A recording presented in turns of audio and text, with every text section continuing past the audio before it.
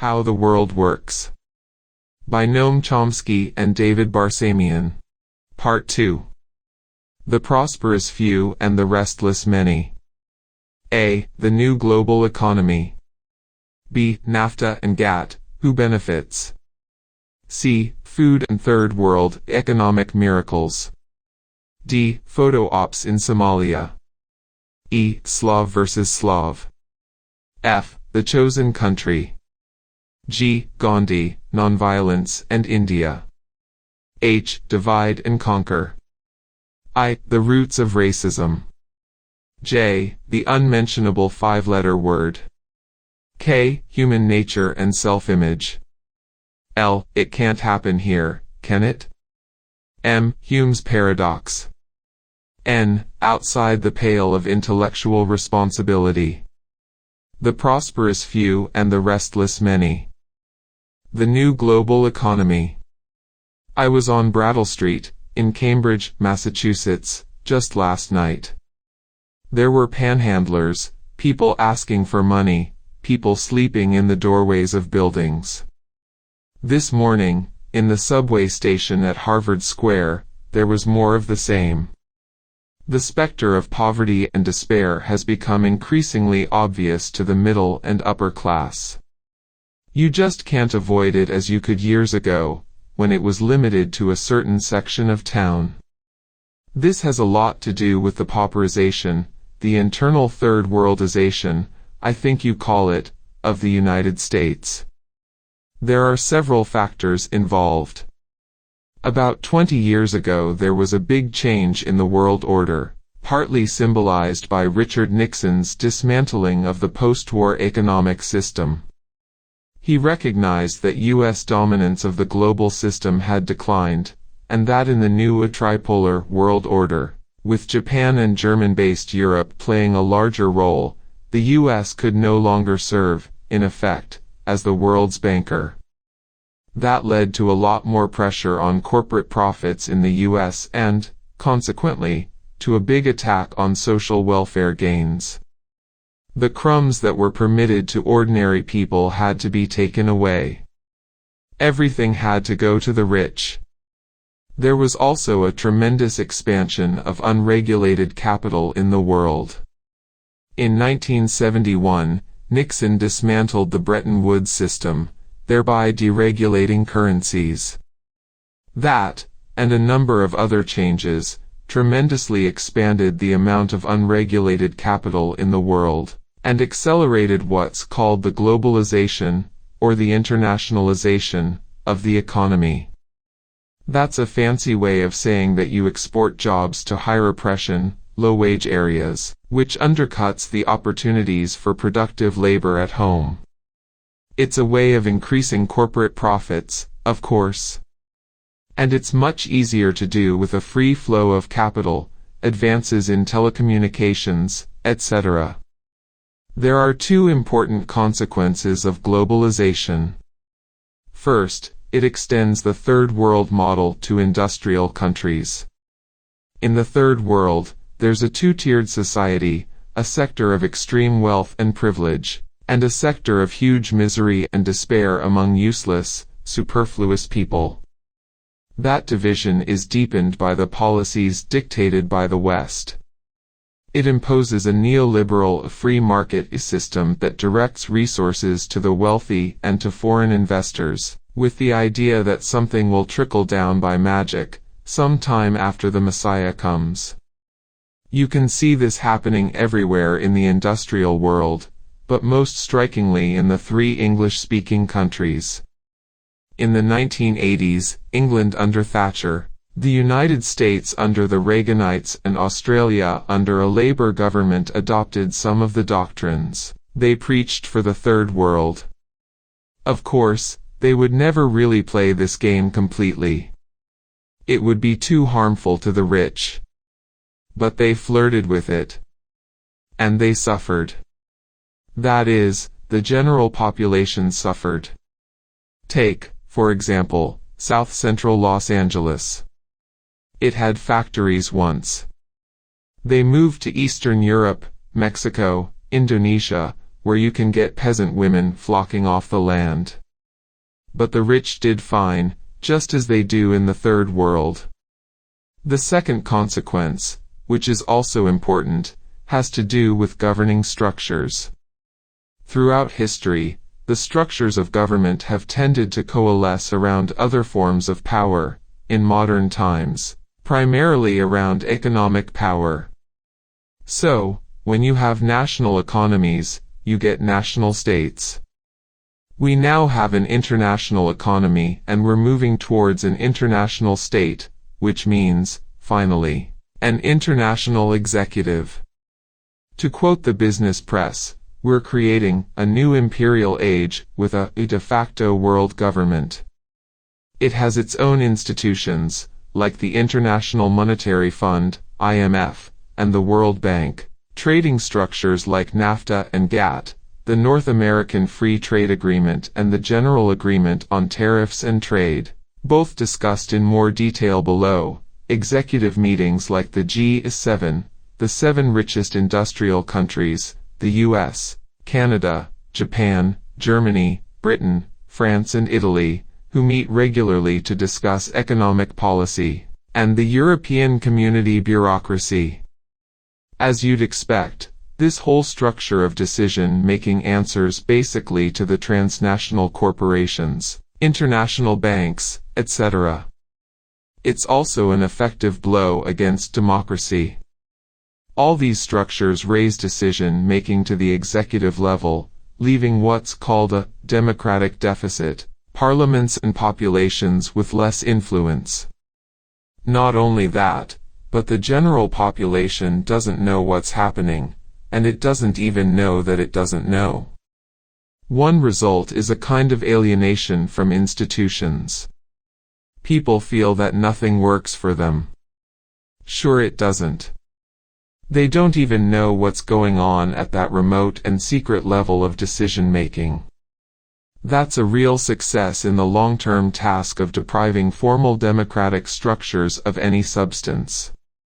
At Clinton's Little Rock Economic Conference and elsewhere, there was much talk of economic recovery and restoring competitiveness. Political economist Gar Alperovitz wrote in the New York Times that what's being proposed is not likely to make a dent in our deeper economic problems. We may simply be in for a long, painful era of unresolved economic decay. Would you agree?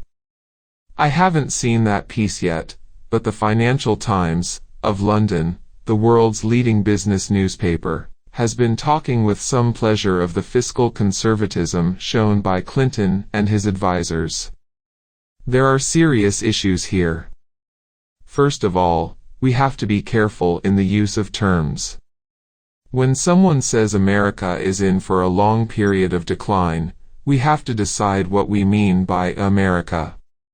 If we mean the geographical area of the United States, I'm sure that's right. The policies now being discussed will have only a cosmetic effect. There has been decline and there will be further decline. The country is acquiring many of the characteristics of a third world society. But if we're talking about US-based corporations, then it's probably not right. In fact, the indications are to the contrary. Their share in manufacturing production, for example, has been stable or is probably even increasing, while the share of the US itself has declined. That's an automatic consequence of sending productive labor elsewhere. General Motors, as the press constantly reports, is closing some 24 factories in North America. But in the small print you read that it's opening new factories, including, for example, a $700 million high-tech factory in East Germany. That's an area of huge unemployment where GM can pay 40% of the wages of Western Europe and none of the benefits. There was a nice story on the front page of the Financial Times, in which they described what a great idea this was. As they put it, GM doesn't have to worry about the pampered Western European workers any longer. They can just get highly exploited workers now that East Germany is being pushed back to its traditional third world status.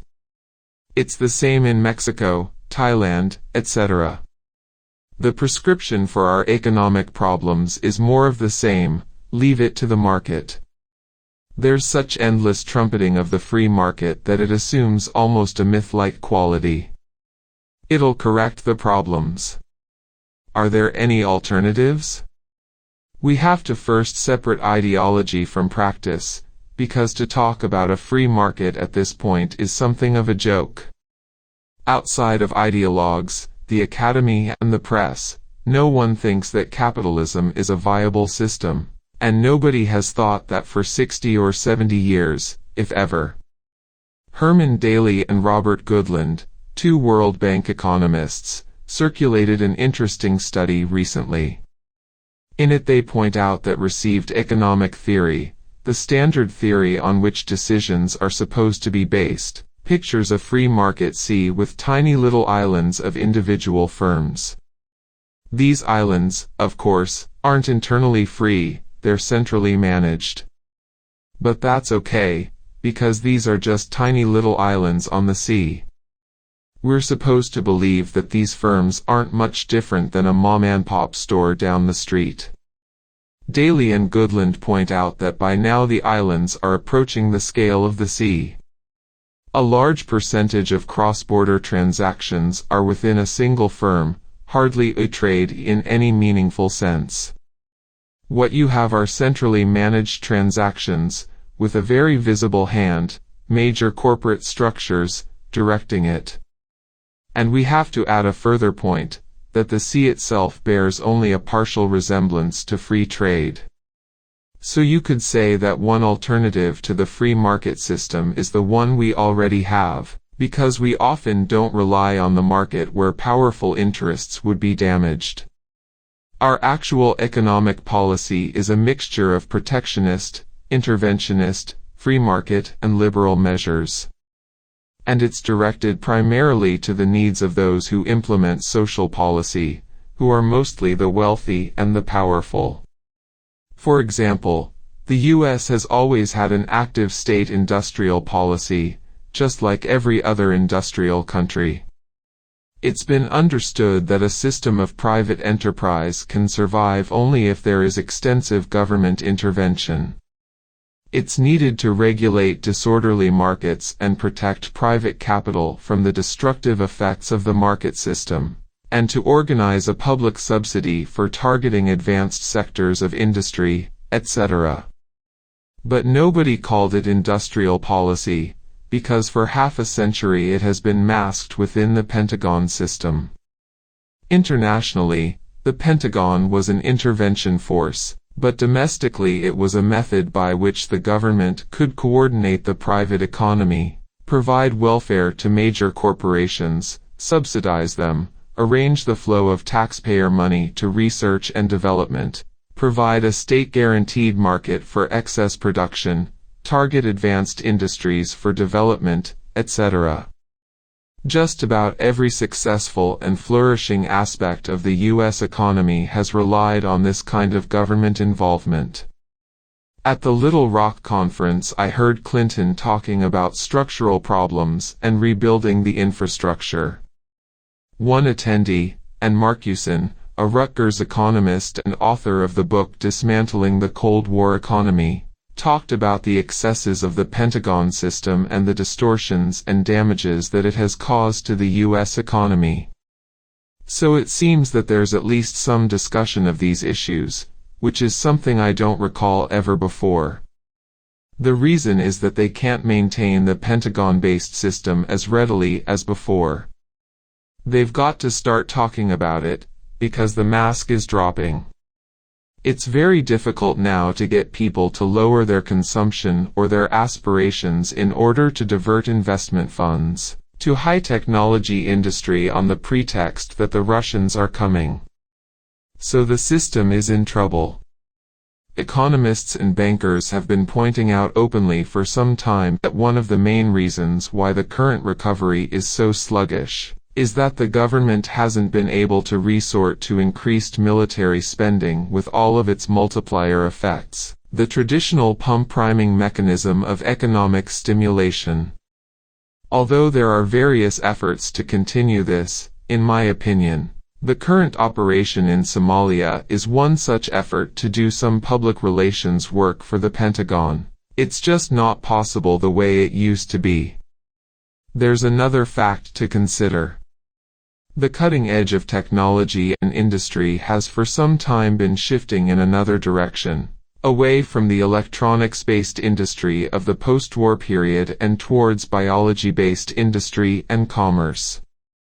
Biotechnology, genetic engineering, seed and drug design, even designing animal species, etc. is expected to be a huge growth industry with enormous profits. It's potentially vastly more important than electronics, in fact, compared to the potential of biotechnology, which may extend to the essentials of life. Electronics is sort of a frill. But it's hard to disguise government involvement in these areas behind the Pentagon cover. Even if the Russians were still there, you couldn't do that. There are differences between the two political parties about what should be done. The Reagan-Bush types, who are more fanatically ideological, have their heads in the sand about it to some extent. They are a bit more dogmatic. The Clinton people are more upfront about these needs. That's one of the main reasons why Clinton had substantial business support. Take the question of infrastructure, or human capital. A kind of vulgar way of saying keep people alive and allow them to have an education. By now the business community is well aware that they've got problems with that. The Wall Street Journal, for example, was the most extreme advocate of Reaganite lunacies for 10 years. They're now publishing articles in which they're bemoaning the consequences, without, of course, conceding that they're consequences. They had a big news article on the collapse of California's educational system, which they're very upset about. Businessmen in the San Diego area have relied on the state system, on a public subsidy, to provide them with skilled workers, junior managers, applied research, etc. Now the system is in collapse. The reason is obvious: the large cutbacks in social spending in the federal budget, and the fiscal and other measures that greatly increased the federal debt, which the Wall Street Journal supported, simply transferred the burden of keeping people alive and functioning to the states. The states are unable to support that burden. They're in serious trouble and have tried to hand down the problem to the municipalities, which are also in serious trouble. The same is true if you're a rich businessman living in a rich suburb here in the Boston area. You would like to be able to get into your limousine and drive downtown and have a road. But the road has potholes. That's no good. You also want to be able to walk around the city and go to the theater without getting knifed. So now businessmen are complaining. They want the government to get back into the business of providing them with what they need. That's going to mean a reversal of the fanaticism that the Wall Street Journal and others like it have been applauding all these years. Talking about it is one thing, but do they really have a clue about what to do? I think they do have a clue. If you listen to smart economists like Bob Solow, who started the Little Rock Conference off, they have some pretty reasonable ideas. What they want to do is done openly by Japan and Germany and every functioning economy, namely, rely on government initiatives to provide the basis for private profit. In the periphery of Japan, for example in South Korea and Taiwan, we've been seeing a move out of the third world pattern to an industrial society through massive state intervention. Not only is the state there powerful enough to control labor, but it's powerful enough to control capital. In the 1980s, Latin America had a huge problem of capital flight because they're open to international capital markets. South Korea has no such problem. They have the death penalty for capital flight. Like any sane planners, they use market systems for allocating resources, but very much under planned central direction. The US has been doing it indirectly through the Pentagon system, which is kind of inefficient. It won't work as well anymore anyway, so they'd like to do it openly. The question is whether that can be done. One problem is that the enormous debt created during the Reagan years, at the federal, state, corporate, local and even household levels, makes it extremely difficult to launch constructive programs. There's no capital available. That's right. In fact, that was probably part of the purpose of the Reaganite borrow and spend program. To eliminate capital? Recall that about 10 years ago, when David Stockman, director of the Office of Management and Budget in the early Reagan years, was kicked out, he had some interviews with economic journalist William Grider. There Stockman pretty much said that the idea was to try to put a cap on social spending, simply by debt. There would always be plenty to subsidize the rich. But they wouldn't be able to pay aid to mothers with dependent children, only aid to dependent corporate executives. Incidentally, the debt itself, just the numbers, may not be such a huge problem. We've had bigger debts than that, not in numbers, but relative to the GNP, the gross national product, in the past. The exact amount of the debt is a bit of a statistical artifact.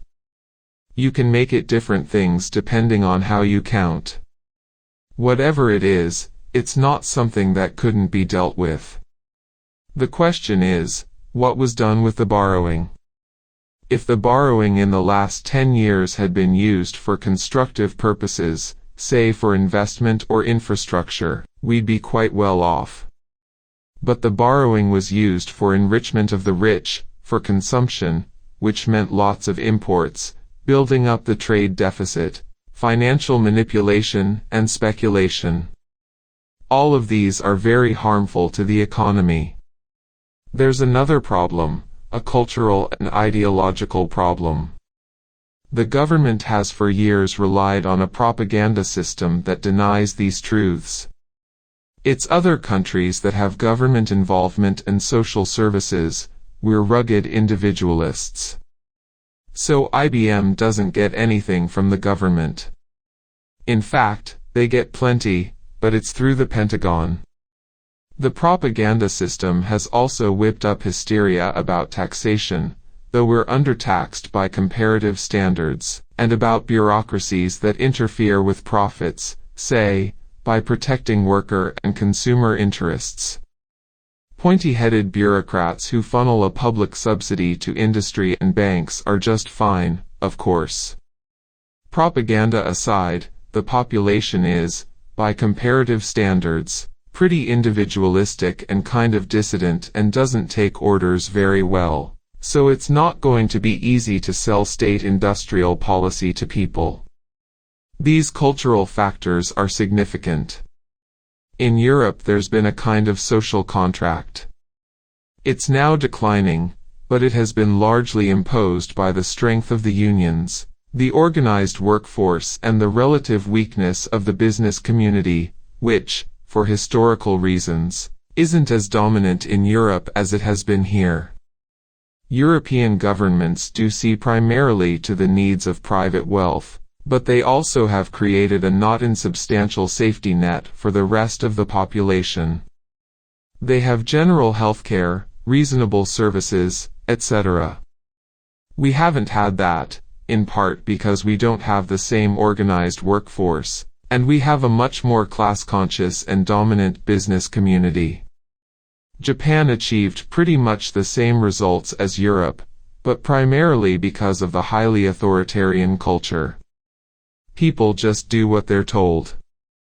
So you tell them to cut back consumption, they have a very low standard of living, considering their wealth, work hard, etc., and people just do it. That's not so easy to do here. Given the economic situation, it would seem to be a propitious moment for the left, the progressive movement, to come forward with some concrete proposals. Yet the left seems to be either bogged down in internecine warfare or in a reactive mode. It's not proactive. What people call the left, the peace and justice movements, whatever they are, has expanded a lot over the years. They tend to be very localized. On particular issues they focus and achieve things. But there's not much of a broader vision, or of institutional structure. The left can't coalesce around unions because the unions are essentially gone. To the extent that there's any formal structure, it's usually something like the church. There's virtually no functioning left intelligentsia, intellectuals viewed as a distinct group or class. Nobody's talking much about what should be done, or is even available to give talks. The class warfare of the last decades has been fairly successful in weakening popular organizations. People are isolated. I should also say that the policy issues that have to be faced are quite deep. It's always nice to have reforms. It would be nice to have more money for starving children. But there are some objective problems which you and I would have to face if we ran the country. One problem was kindly pointed out to the Clinton administration by a front-page article in the Wall Street Journal the other day. It mentioned what might happen if the administration gets any funny ideas about taking some of their own rhetoric seriously, like spending money for social programs. Granted, that's not very likely, but just in case anybody has some funny ideas. The United States is so deeply in hock to the international financial community, because of the debt, that they have a lock on U.S. policy. If something happens here, say, increasing workers' salaries, that the bondholders don't like and will cut down their short-term profit, they'll just start withdrawing from the U.S. bond market. That will drive interest rates up, which will drive the economy down, which will increase the deficit. The journal points out that Clinton's $20 billion spending program could be turned into a $20 billion cost to the government, to the debt, just by slight changes in the purchase and sale of bonds. So social policy, even in a country as rich and powerful as the United States, which is the richest and most powerful of them all, is mortgaged to the international wealthy sectors here and abroad. Those are issues that have to be dealt with, and that means facing problems of revolutionary change. There are doubtless many debates over this issue. All those debates assume that investors have the right to decide what happens. So we have to make things as attractive as possible to them. But as long as the investors have the right to decide what happens, nothing much is going to change. It's like trying to decide whether to change from proportional representation to some other kind of representation, in the state-run parliament of a totalitarian state. That might change things a little, but it's not going to matter much. Until you get to the source of power, which ultimately is investment decisions, other changes are cosmetic and can only take place in a limited way. If they go too far, the investors will just make other choices, and there's nothing much you can do about it. To challenge the right of investors to determine who lives, who dies, and how they live and die, that would be a significant move toward Enlightenment ideals, actually the classical liberal ideal. That would be revolutionary. I'd like you to address another factor at work here. Psychologically, it's a lot easier to criticize something than to promote something constructive. There's a completely different dynamic at work. You can see a lot of things that are wrong. Small changes you can propose. But to be realistic, substantial change, which will really alter the large-scale direction of things and overcome major problems, will require profound democratization of the society and the economic system. A business or a big corporation is a fascist structure internally. Power is at the top. Orders go from top to bottom. You either follow the orders or get out. The concentration of power in such structures means that everything in the ideological or political domains is sharply constrained. It's not totally controlled, by any means. But it's sharply constrained. Those are just facts. The international economy imposes other kinds of constraints. You can't overlook those things, they're just true. If anybody bothered to read the Scottish moral philosopher, Adam Smith, instead of prating about him, they'd see he pointed out that social policy is class-based. He took the class analysis for granted. If you studied the canon properly at the University of Chicago, home of Milton Friedman and other right-wing economists, you learned that Adam Smith denounced the mercantilist system and colonialism because he was in favor of free trade. That's only half the truth. The other half is that he pointed out that the mercantilist system and colonialism were very beneficial to the merchants and manufacturers, the principal architects of policy, but were harmful to the people of England. In short, it was a class-based policy which worked for the rich and powerful in England. The people of England paid the costs. He was opposed to that because he was an enlightened intellectual, but he recognized it. Unless you recognize it, you're just not in the real world. NAFTA and GATT, who benefits? The last US-based typewriter company, Smith Corona, is moving to Mexico. There's a whole corridor of maquiladoras, factories where parts made elsewhere are assembled at low wages, along the border. People work for $5 a day, and there are incredible levels of pollution, toxic waste, lead in the water, etc. One of the major issues before the country right now is the North American Free Trade Agreement. There's no doubt that NAFTA's going to have very large effects on both Americans and Mexicans. You can debate what the effect will be, but nobody doubts that it'll be significant. Quite likely the effect will be to accelerate just what you've been describing, a flow of productive labor to Mexico. There's a brutal and repressive dictatorship there, so its guaranteed wages will be low. During what's been called the Mexican economic miracle of the last decade, their wages have dropped 60%.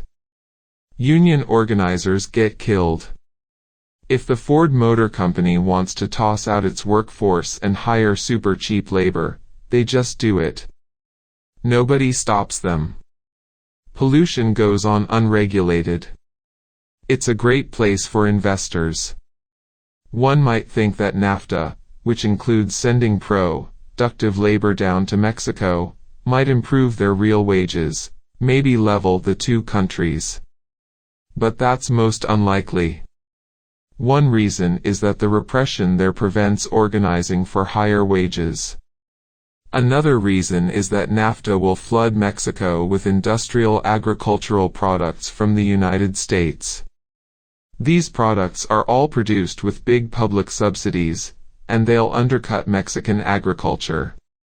Mexico will be flooded with American crops, which will contribute to driving an estimated 13 million people off the land to urban areas or into the maquiladora areas, which will again drive down wages.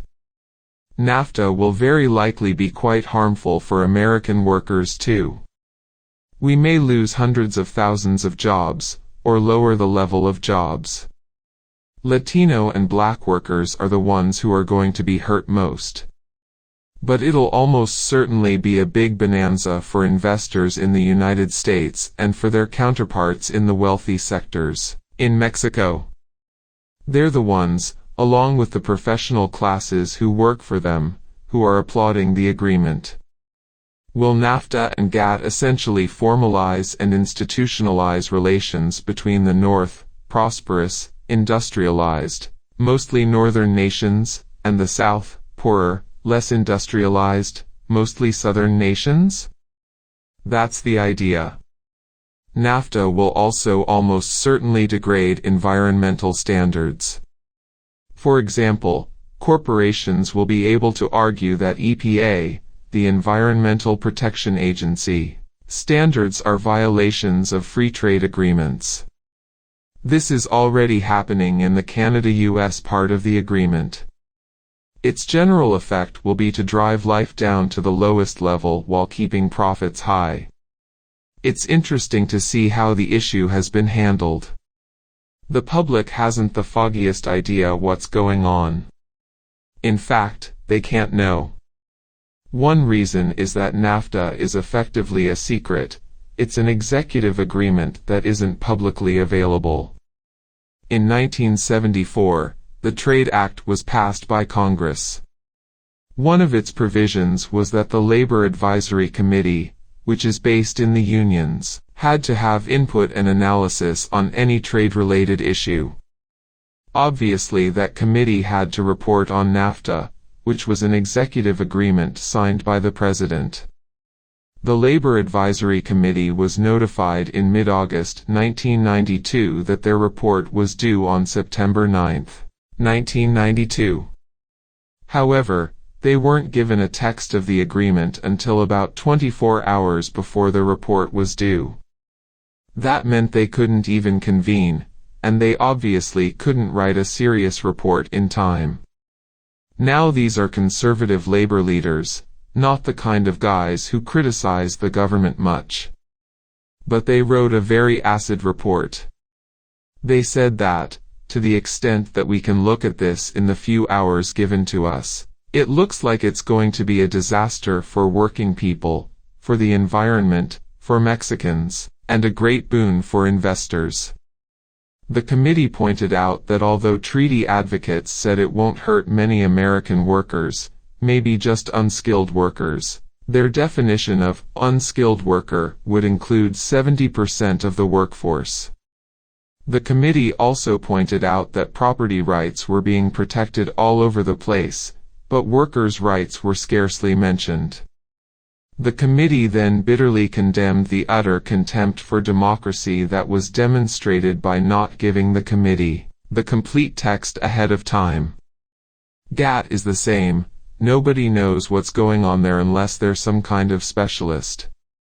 And GATT is even more far-reaching.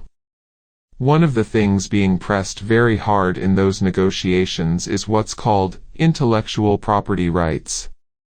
That means protection for patents, also things like software, records, etc.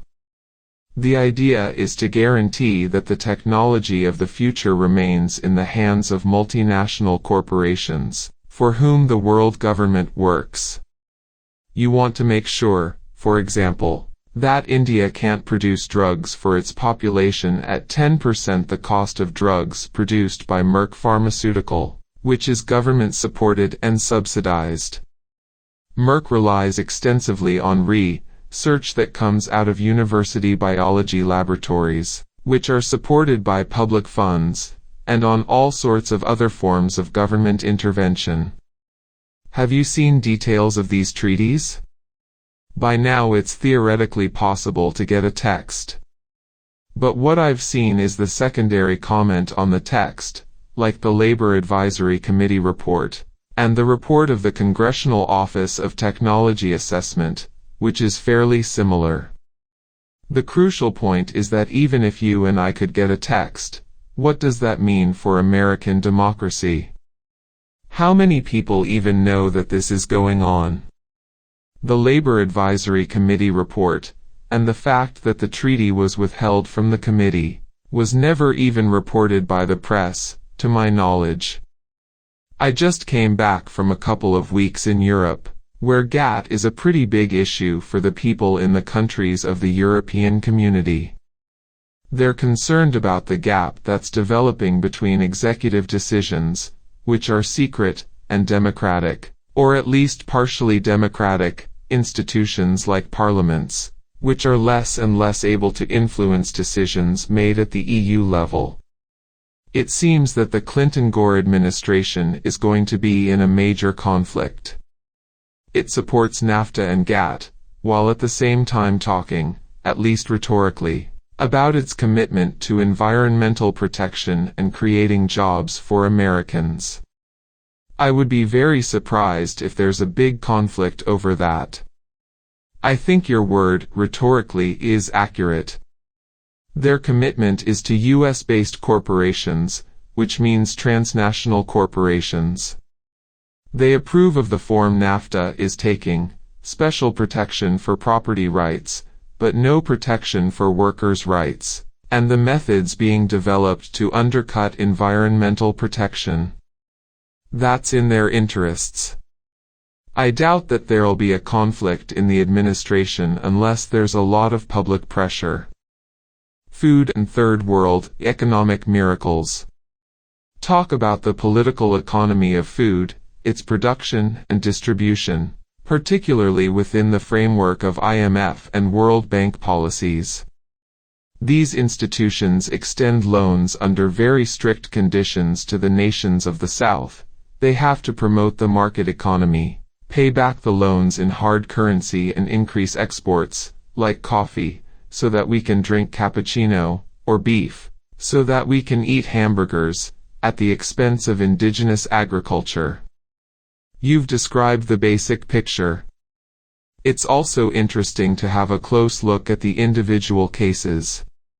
Take Bolivia. It was in trouble. There'd been brutal, highly repressive dictators, huge debt, the whole business. The West went in. Jeffrey Sachs, a leading Harvard expert, was the advisor, with the IMF rules, stabilize the currency, increase agro-export, cut down production for domestic needs, etc. It worked. The figures, the macroeconomic statistics, looked quite good. The currency has been stabilized. The debt has been reduced. The GNP has been increasing. But there are a few flies in the ointment. Poverty has rapidly increased. Malnutrition has increased. The educational system has collapsed.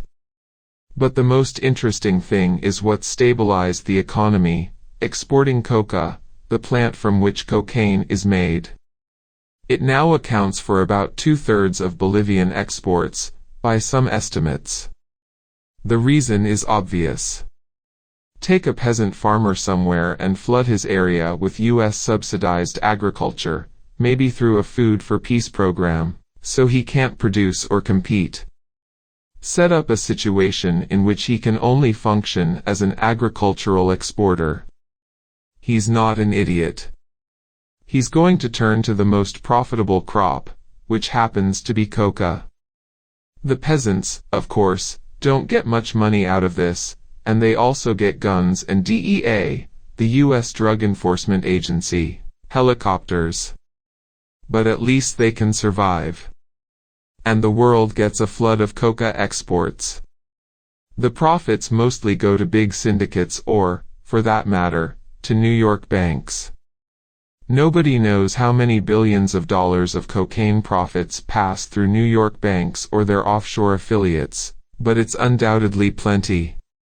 Plenty of it also goes to US-based chemical companies which, as is well known, are exporting the chemicals used in cocaine production to Latin America.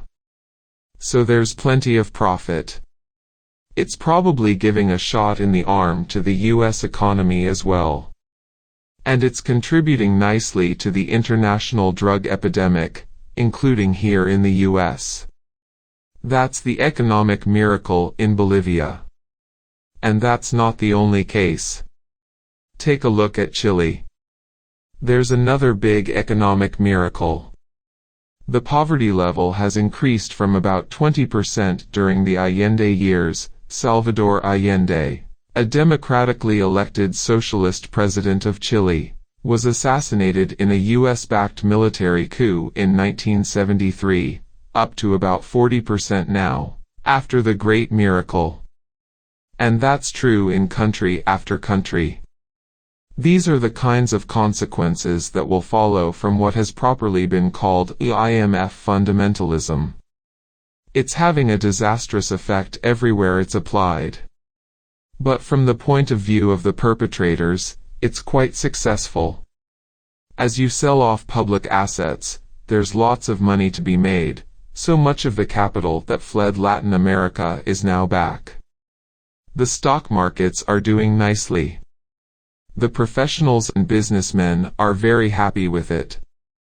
And they're the ones who make the plans, write the articles, etc. And now the same methods are being applied in Eastern Europe.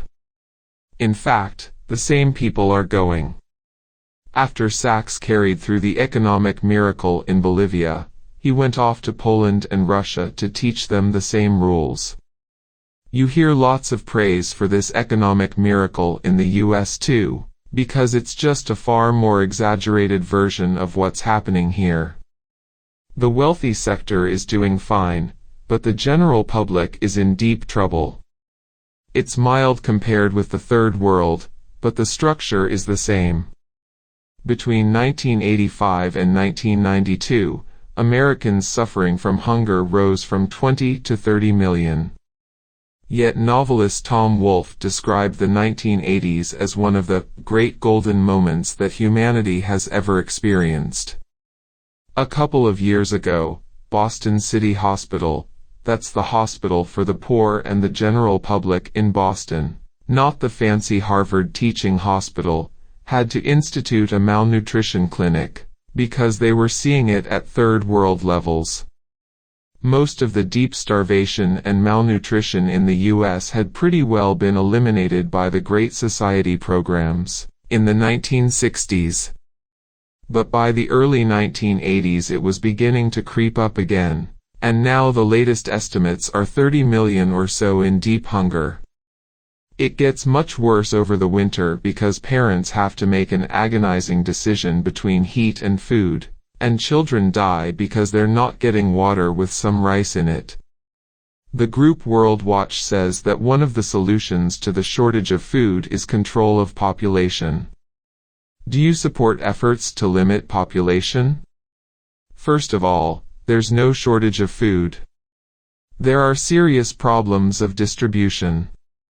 That aside, I think there should be efforts to control population. There's a well-known way to do it: increase the economic level. Population is declining very sharply in industrial societies. Many of them are barely reproducing their own population. Take Italy, which is a late industrializing country. The birth rate now doesn't reproduce the population. That's a standard phenomenon. Coupled with education? Coupled with education and, of course, the means for birth control. The United States has had a terrible role. It won't even help fund international efforts to provide education about birth control. Photo ops in Somalia. Does Operation Restore Hope in Somalia represent a new pattern of U.S. intervention in the world? I don't think it really should be classified as an intervention. It's more of a public relations operation for the Pentagon. In fact, it's intriguing that it was almost openly stated this time. Colin Powell, the former chairman of the Joint Chiefs, made a statement about how this was a great public relations job for the military. A Washington Post editorial described it as a bonanza for the Pentagon. The reporters could scarcely fail to see what was happening. After all, when the Pentagon calls up all the news bureaus and major television networks and says, "Look, be at such and such a beach at such and such an hour with your cameras aiming in this direction, because you're going to watch Navy SEALs climbing out of the water and it will be real exciting," nobody can fail to see that this is a PR job. That would be a level of stupidity that's too much for anyone. The best explanation for the intervention, in my opinion, was given in an article in the Financial Times on the day of the landing. It didn't mention Somalia. It was about the U.S. recession and why the recovery is so sluggish. It quoted various economists from investment firms and banks, guys that really care about the economy. The consensus was that the recovery is slow because the standard method of government stimulation, pump priming through the Pentagon system, simply isn't available to the extent that it's been in the past. Bush put it pretty honestly in his farewell address when he explained why we intervened in Somalia and not Bosnia.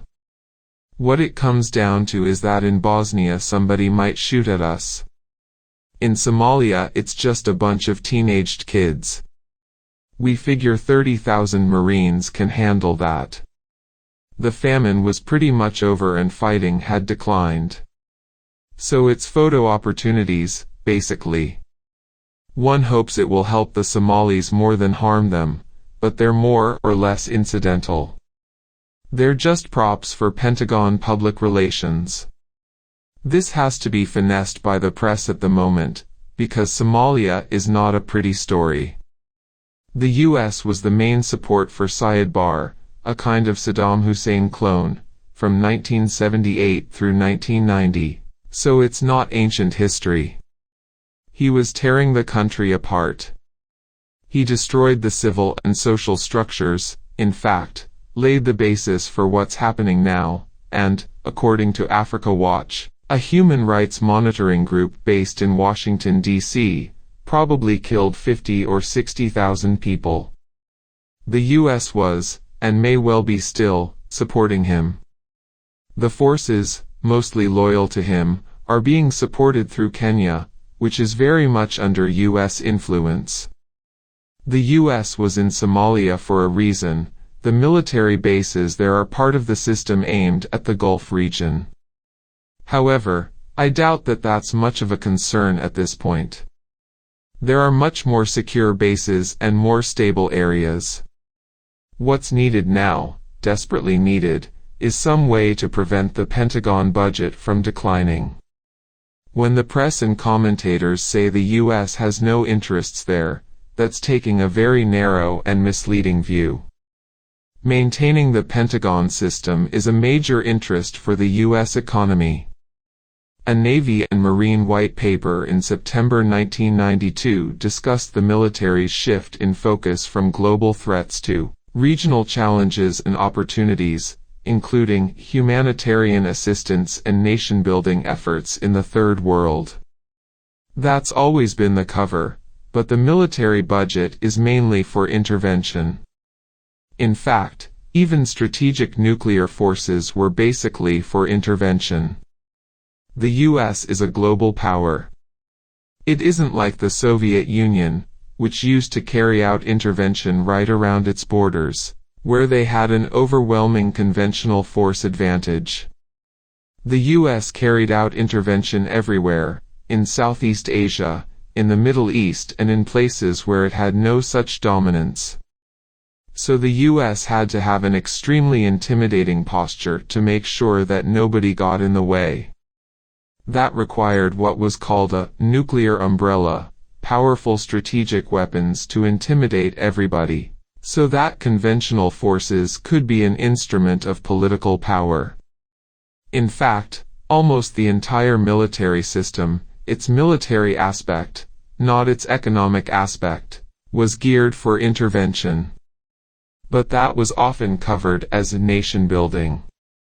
In Vietnam, in Central America, we're always humanitarian.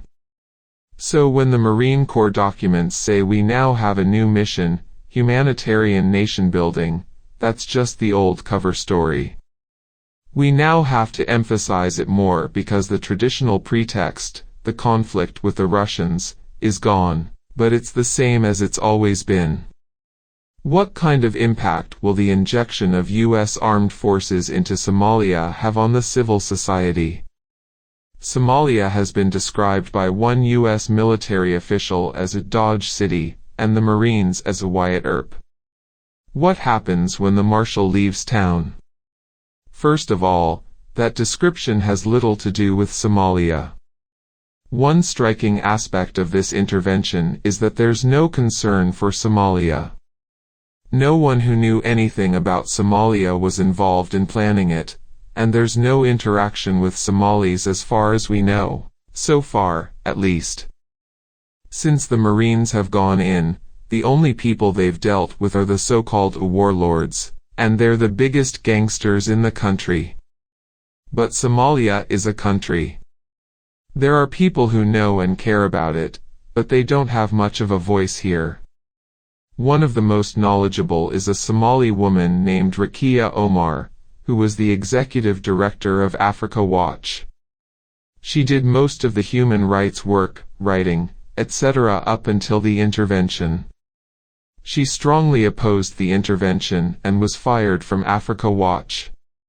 Another knowledgeable voice is her co-director, Alex Duvall, who resigned from Africa Watch in protest after she was fired. In addition to his human rights work, he's an academic specialist on the region. He's written many articles and has published a major book on the Sudan famine with Oxford University Press.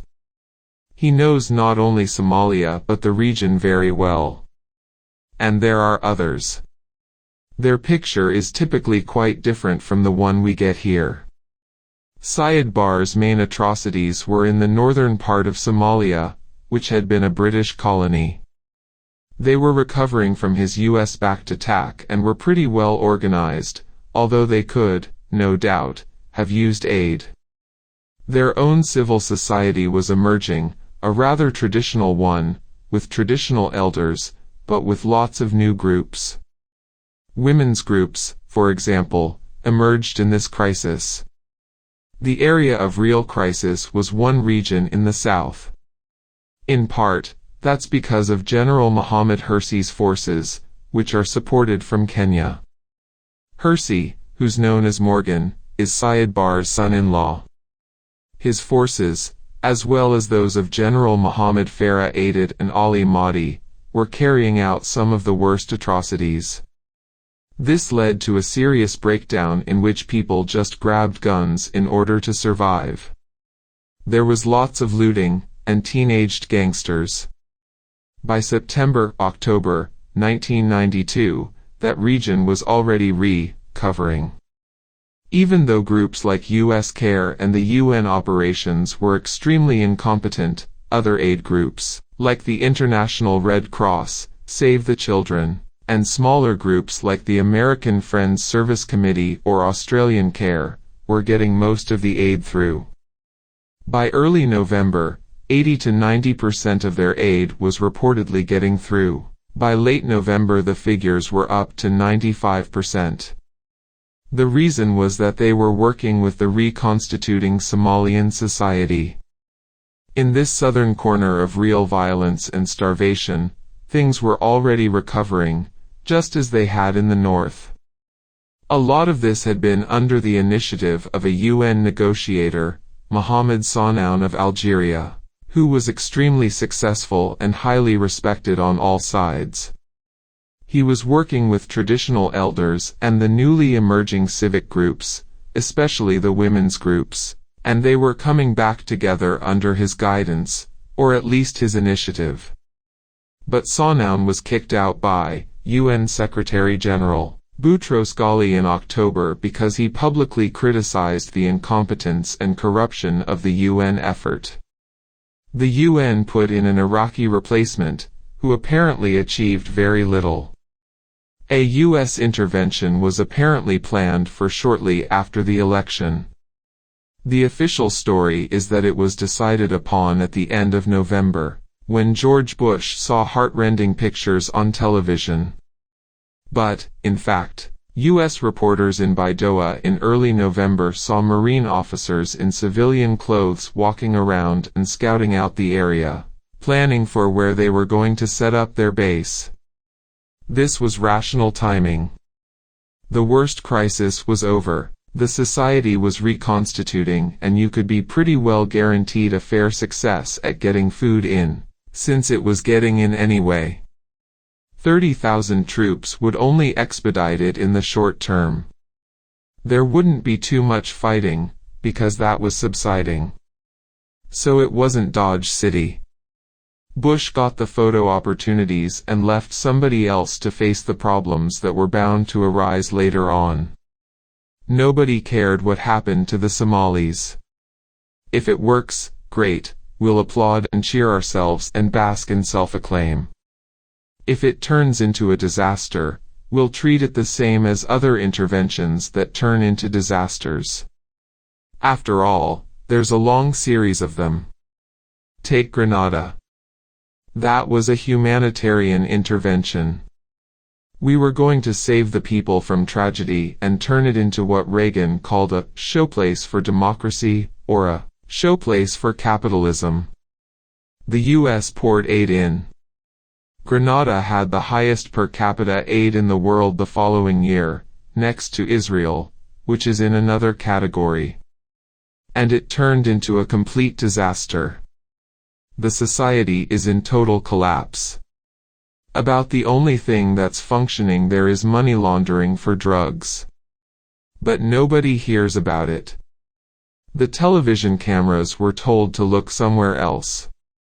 So if the marine intervention turns out to be a success, which is conceivable, then there'll be plenty of focus on it and how marvelous we are. If it turns into a disaster, it's off the map, forget about it. Either way we can't lose. Slav versus Slav. Would you comment on the events in the former Yugoslavia, which constitute the greatest outburst of violence in Europe in 50 years, tens of thousands killed, hundreds of thousands of refugees? This isn't some remote place like East Timor we're talking about, this is Europe, and it's on the news every night. In a certain sense, what's happening is that the British and American right wings are getting what they asked for. Since the 1940s they've been quite bitter about the fact that Western support turned to Tito and the partisans, and against Mikhailovich and his Chetniks, and the Croatian anti-communists, including the Ustasha, who were outright Nazis. The Chetniks were also playing with the Nazis and were trying to overcome the partisans. The partisan victory imposed a communist dictatorship, but it also federated the country. It suppressed the ethnic violence that had accompanied the hatreds and created the basis of some sort of functioning society, in which the parts had their role. We're now essentially back to the 1940s, but without the partisans. Serbia is the inheritor of the Chetniks and their ideology. Croatia is the inheritor of the Ustasha and its ideology, less ferocious than the Nazi original, but similar. It's possible that they're now carrying out pretty much what they would have done if the partisans hadn't won. Of course, the leadership of these elements comes from the Communist Party, but that's because every thug in the region went into the ruling apparatus. Yeltsin, for example, was a Communist Party boss.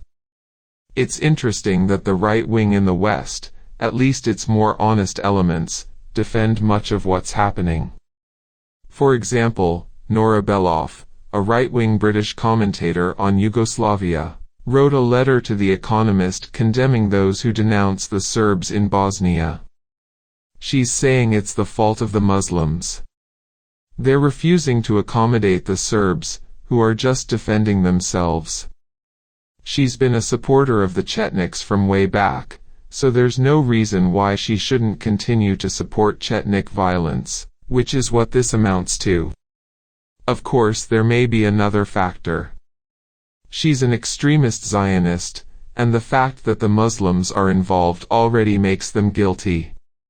Some say that, just as the Allies should have bombed the rail lines to Auschwitz to prevent the deaths of many people in concentration camps, so we should now bomb the Serbian gun positions surrounding Sarajevo that have kept that city under siege. Would you advocate the use of force? First of all, there's a good deal of debate about how much effect bombing the rail lines to Auschwitz would have had. Putting that aside, it seems to me that a judicious threat and use of force, not by the Western powers but by some international or multinational group, might, at an earlier stage, have suppressed a good deal of the violence and maybe blocked it. I don't know if it would help now.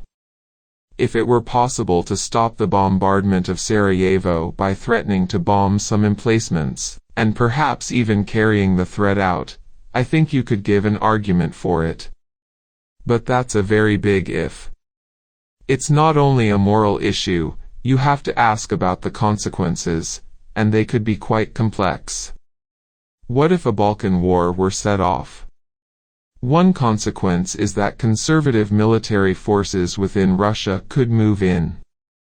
They're already there, in fact, to support their Slavic brothers in Serbia. They might move in en masse. That's traditional, incidentally.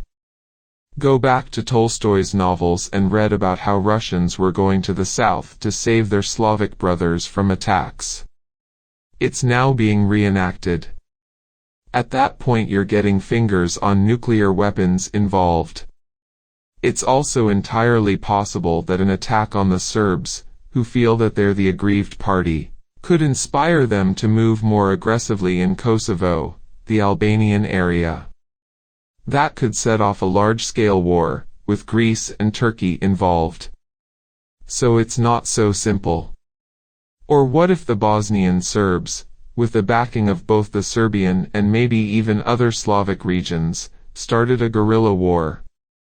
Western military experts have suggested it could take 100,000 troops just to more or less hold the area. Maybe so. So one has to ask a lot of questions about consequences.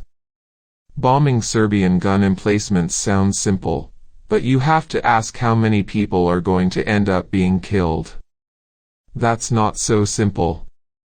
Željko Ražnjatović, known as Archon, a fugitive wanted for bank robbery in Sweden, was elected to the Serb parliament in December 1992. His Tigers militia is accused of killing civilians in Bosnia. He's among 10 people listed by the U.S. State Department as a possible war criminal. Archon dismissed the charges and said, "There are a lot of people in the United States I could list as war criminals." That's quite correct. By the standards of Nuremberg, there are plenty of people who could be listed as war criminals in the West. It doesn't absolve him in any respect, of course. The chosen country. The conditions of the U.S.-Israel alliance have changed, but have there been any structural changes? There haven't been any significant structural changes. It's just that the capacity of Israel to serve U.S. interests, at least in the short term, has probably increased. The Clinton administration has made it very clear that it intends to persist in the extreme pro-Israeli bias of the Bush administration. They've appointed Martin Indyk, whose background is in AIPAC, the American Israel Public Affairs Committee, the main pro-Israel lobbying group in the U.S., to the Middle East desk of the National Security Council. He's headed a fraudulent research institute, the Washington Institute for Near East Studies. It's mainly there so that journalists who want to publish Israeli propaganda, but want to do it objectively, can quote somebody who'll express what they want said. The United States has always had one major hope from the so-called peace negotiations, that the traditional tacit alliance between Israel and the family dictatorships ruling the Gulf states will somehow become a little more overt or solidified. And it's conceivable. There's a big problem, however. Israel's plans to take over and integrate what they want of the occupied territories, plans which have never changed, are running into some objective problems. Israel has always hoped that in the long run they would be able to expel much of the Palestinian population. Many moves were made to accelerate that.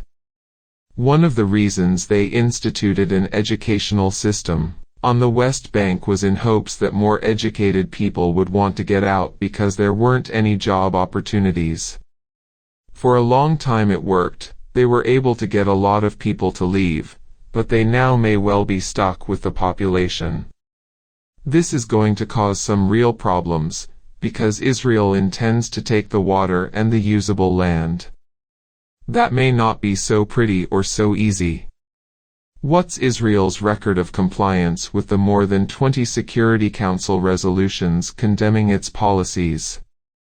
It's in a class by itself. No sanctions, no enforcement? None. Just to pick one at random, Security Council Resolu, Tie-in 425 of March 1978. It called on Israel to withdraw immediately and unconditionally from southern Lebanon. Israel is still there, even though the request was renewed by the government of Lebanon in February 1991, when everyone was going at Iraq. The United States will block any attempt to change things. Many of the large number of Security Council resolutions vetoed by the U.S. have to do with Israeli aggression or atrocities. For example, take the invasion of Lebanon in 1982. At first the United States went along with the Security Council condemnations. But within a few days the U.S. had vetoed the major Security Council resolution that called on everyone to withdraw and stop fighting, and later vetoed another, similar one. The U.S. has gone along with the last few UN resolutions or deportations. The U.S. has gone along, but has refused to allow them to have any teeth. The crucial question is, does the U.S. do anything about it? For example, the United States went along with the Security Council resolution condemning the annexation of the Golan Heights. But when the time came to do something about it, they refused. International law transcends state law, but Israel says these resolutions are not applicable. How are they not applicable? Just as international law isn't applicable to the United States, which has even been condemned by the World Court. States do what they feel like, though of course small states have to obey. Israel's not a small state. It's an appendage to the world superpower, so it does what the United States allows. The United States tells it, you don't have to obey any of these resolutions, therefore they're null and void, just as they are when the U.S. gets condemned. The U.S. never gets condemned by a Security Council resolution, because it vetoes them. Take the invasion of Panama. There were 2 resolutions in the Security Council condemning the United States for that invasion. We vetoed them both. You can find repeated Security Council resolutions that never passed that condemn the U.S., ones which would have passed if they were about a defenseless country. And the General Assembly passes resolutions all the time, but they have no standing, they're just recommendations. I remember talking to Mona Rishmoi, a lawyer for the human rights organization Al-Haq in Ramallah on the West Bank. She told me that when she would go to court, she wouldn't know whether the Israeli prosecutor would prosecute her clients under British Mandate Emergency Law, Jordanian law, Israeli law or Ottoman law, or their own laws. There are administrative regulations, some of which are never published. As any Palestinian lawyer will tell you, the legal system in the territories is a joke. There's no law, just pure authority. Most of the convictions are based on confessions, and everybody knows what it means when people confess. Finally, after about 16 years, a Druze Israeli army veteran who'd confessed and was sentenced was later proven to be innocent. Then it became a scandal. There was an investigation, and the Supreme Court stated that for 16 years the Secret Services had been lying to them. The Secret Services had been torturing people, as everybody knew, but telling the court they weren't. There was a big fuss about the fact that they'd been lying to the Supreme Court. How could you have a democracy when they lie to the Supreme Court? But the torture wasn't a big issue, everyone knew about it all along. Amnesty International interviewed Supreme Court Justice Moshe Etzioni in London in 1977. They asked him to explain why such an extremely high percentage of Arabs confessed. he said, it's part of their nature. That's the Israeli legal system in the territories. Explain these Orwellisms of a security zone and a buffer zone. In southern Lebanon? That's what Israel calls it, and that's how it's referred to in the media. Israel invaded southern Lebanon in 1978. It was all in the context of the Camp David agreements. It was pretty obvious that those agreements would have the consequence they did, namely, freeing up Israel to attack Lebanon and the occupied territories, now that Egypt was eliminated as a deterrent. Israel invaded southern Lebanon and held onto it through clients. At the time it was Major Saad Haddad's militia, basically an Israeli mercenary force. That's when Security Council Resolution 425 was passed. When Israel invaded in 1982, there'd been a lot of recent violence across the border, all from Israel north. There had been an American-brokered ceasefire which the PLO had held to scrupulously, initiating no cross-border actions. But Israel carried out thousands of provocative actions, including bombing of civilian targets, all to try to get the PLO to do something, thus giving Israel an excuse to invade. It's interesting the way that period has been reconstructed in American journalism. All that remains is tales of the PLO's bombardment of Israeli settlements, a fraction of the true story, and in the year leading up to the 1982 Israeli invasion, not even that. The truth was that Israel was bombing and invading north of the border, and the PLO wasn't responding. In fact, they were trying to move towards a negotiated settlement. The truth about earlier years also has only a limited resemblance to the standard picture, as I've documented several times, uselessly, of course.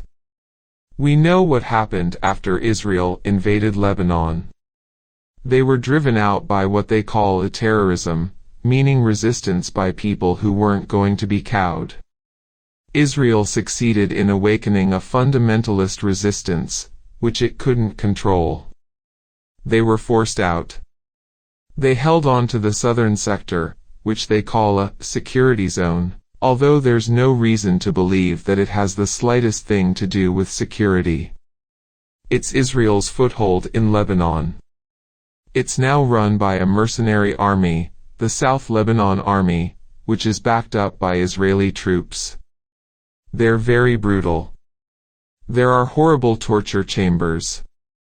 We don't know the full details, because they refuse to allow inspections by the Red Cross or anyone else. But there have been investigations by human rights groups, journalists, and others. Independent sources, people who got out, plus some Israeli sources, overwhelmingly attest to the brutality. There was even an Israeli soldier who committed suicide because he couldn't stand what was going on. Some others have written about it in the Hebrew press. Ansar is the main camp. They very nicely put it in the town of Qayyim.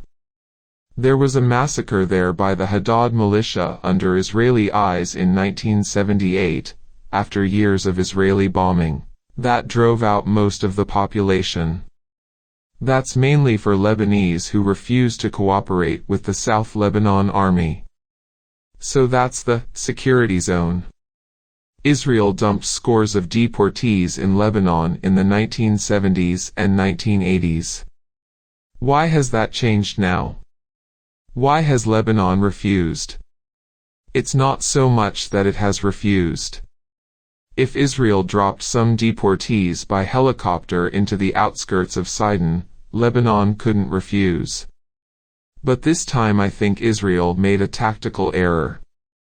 The deportation of 415 Palestinians, in December 1992, is going to be very hard for them to deal with. According to the Israeli press, this mass deportation was fairly random, a brutal form of collective punishment. I read in Haaretz, the leading Israeli newspaper, that the Shabak, the Israeli secret police, leaked the information that they had only given 6 names of security risks, adding a 7th when the Rabin Labour government wanted a larger number. The other 400 or so were added by Rabin's government, without intelligence information. So there's no reason to believe that those who were deported were Hamas, Islamic fundamentalist, activists. In fact, Israel deported virtually the whole faculty of one Islamic university. They essentially deported the intellectuals, people involved in welfare programs and so on. But to take this big class of people and put them in the mountains of southern Lebanon, where it's freezing now and boiling hot in the summer, that's not going to look pretty in front of the TV cameras. And that's the only thing that matters. So there may be some problems, because Israel's not going to let them back in without plenty of pressure. I heard Stephen Solars, former Democratic congressman from Brooklyn, on the BBC. He said the world has a double standard. 700,000 Yemenis were expelled from Saudi Arabia and no one said a word, which is true. 415 Palestinians get expelled from Gaza and the West Bank and everybody's screaming. Every Stalinist said the same thing. We sent Sakharov into exile and everyone was screaming. What about this or that other atrocity, which is worse? There is always somebody who has committed a worse atrocity. For a Stalinist mimic like Solars, why not use the same line? Incidentally, there is a difference. The Yemenis were deported to their country, the Palestinians from their country. Would Solars claim that we all should be silent if he and his family were dumped into a desert in Mexico? Israel's record and its attitude toward Hamas have evolved over the years. Didn't Israel once favor it? They not only favored it, they tried to organize and stimulate it. Israel was sponsoring Islamic fundamentalists in the early days of the First Intifada, an uprising of Palestinians within Israel against the Israeli government. If there was a strike of students at some West Bank university, the Israeli army would sometimes bus in Islamic fundamentalists to break up the strike. Sheikh Yassin, an anti-Semitic maniac in Gaza and the leader of the Islamic fundamentalists, was protected for a long time. They liked him. He was saying, "Let's kill all the Jews." It's a standard thing, way back in history. 70 years ago Chaim Weizmann was saying, "Our danger is Arab moderates, not the Arab extremists." The invasion of Lebanon was the same thing. Israel wanted to destroy the PLO because it was secular and nationalist, and was calling for negotiations and a diplomatic settlement. That was the threat, not the terrorists.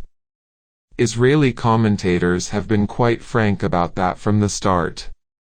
Israel keeps making the same mistake, with the same predictable results. In Lebanon, they went in to destroy the threat of moderation and ended up with Hezbollah, Iranian-backed fundamentalists, on their hands. In the West Bank, they also wanted to destroy the threat of moderation, people who wanted to make a political settlement. Their Israel's ending up with Hamas, which organizes effective guerrilla attacks on Israeli security forces. It's important to recognize how utterly incompetent secret services are when it comes to dealing with people and politics. Intelligence agencies make the most astonishing mistakes, just as academics do. In a situation of occupation or domination, the occupier, the dominant power, has to justify what it's doing. There is only one way to do it: become a racist. You have to blame the victim. Once you become a raving racist in self-defense, you've lost your capacity to understand what's happening. The US in Indochina was the same. They never could understand. There are some amazing examples in the internal record. The FBI is the same. They make the most astonishing mistakes, for similar reasons. In a letter to the New York Times, the director of the B'nai B'rith's Anti-Defamation League, Abraham Foxman, wrote that the Rabin government has unambiguously demonstrated its commitment to the peace process since assuming leadership. Israel is the last party that has to prove its desire to make peace. What's been the record of Rabin's Labor government? It's perfectly true that Israel wants peace. So did Hitler. Everybody wants peace. The question is, on what terms? The Rabin government, exactly as was predicted, harshened the repression in the territories. Just this afternoon I was speaking to a woman who spent the last couple of years in Gaza doing human rights work. She reported what everyone reports, and what everybody with a brain knows. As soon as Rabin came, it got tougher. He's the Iron Fist man, that's his record. Likud, the major Erg-wing party in Israel, actually had a better record in the territories than Labor did. Torture and collective punishment stopped under Begin. There was one bad period when Sharon was in charge, but under Begin it was generally better. When the Labour Party came back into the government in 1984, torture and collective punishment started again, and later the Intifada came. In February 1989, Rabin told a group of Peace Now leaders that the negotiations with the PLO didn't mean anything. They were going to give him time to crush the Palestinians by force. And they will be crushed, he said, they will be broken. It hasn't happened. It happened. The Intifada was pretty much dead, and Rabin awakened it again with his own violence.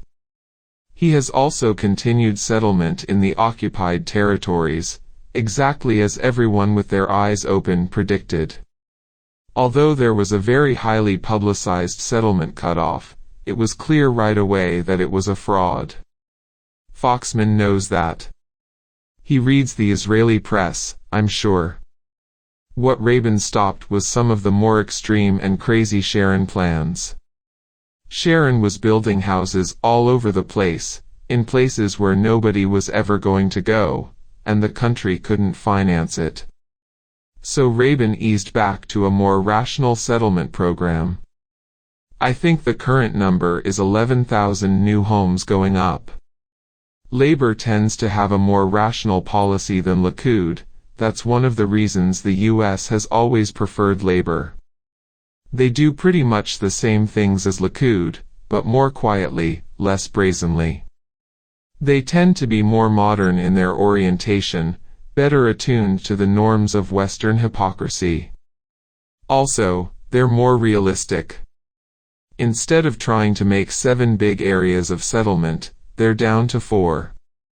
But the goal is pretty much the same, to arrange the settlements so that they separate the Palestinian areas. Big highway networks will connect Jewish settlements and surround some little Arab village way up in the hills. That's to make certain that any local autonomy will never turn into a form of meaningful self-government. All of this is continuing, and the U.S. is, of course, funding it. Critics of the Palestinian movement point to what they call the Intifada, the fact that Palestinians are killing other Palestinians, as if this justifies Israeli rule and delegitimize Palestinian aspirations. You might look back at the Zionist movement. There were plenty of Jews killed by other Jews. They killed collaborators, traitors, and people they thought were traitors. And they weren't under anything like the harsh conditions of the Palestinian occupation. As plenty of Israelis have pointed out, the British weren't nice, but they were gentlemen compared with us. The labor-based Defense Force Haganah had torture chambers and assassins. I once looked up their first recorded assassination in the official Haganah history. It's described there straight. It was in 1921. A Dutch Jew named Jacob de Haan had to be killed, because he was trying to approach local Palestinians to see if things could be worked out between them and the new Jewish settlers. His murderer was assumed to be the woman who later became the wife of the first president of Israel. They said that another reason for assassinating him was that he was a homosexual. Yitzhak Shamir became head of the Stern gang by killing the guy who was designated to be the head. He didn't like him for some reason. Shamir was supposed to take a walk with him on a beach. He never came back. Everyone knows Shamir killed him. As the Intifada began to self-destruct under tremendous repression, the killing got completely out of hand. It began to be a matter of settling old scores and gangsters killing anybody they saw. Originally the Intifada was pretty disciplined, but it ended up with a lot of random killing, which Israel loves. Then they can point out how rotten the Arabs are. It's a dangerous neighborhood. Yes, it is. They help make it dangerous. Gandhi, Nonviolence and India. I've never heard you talk about Gandhi.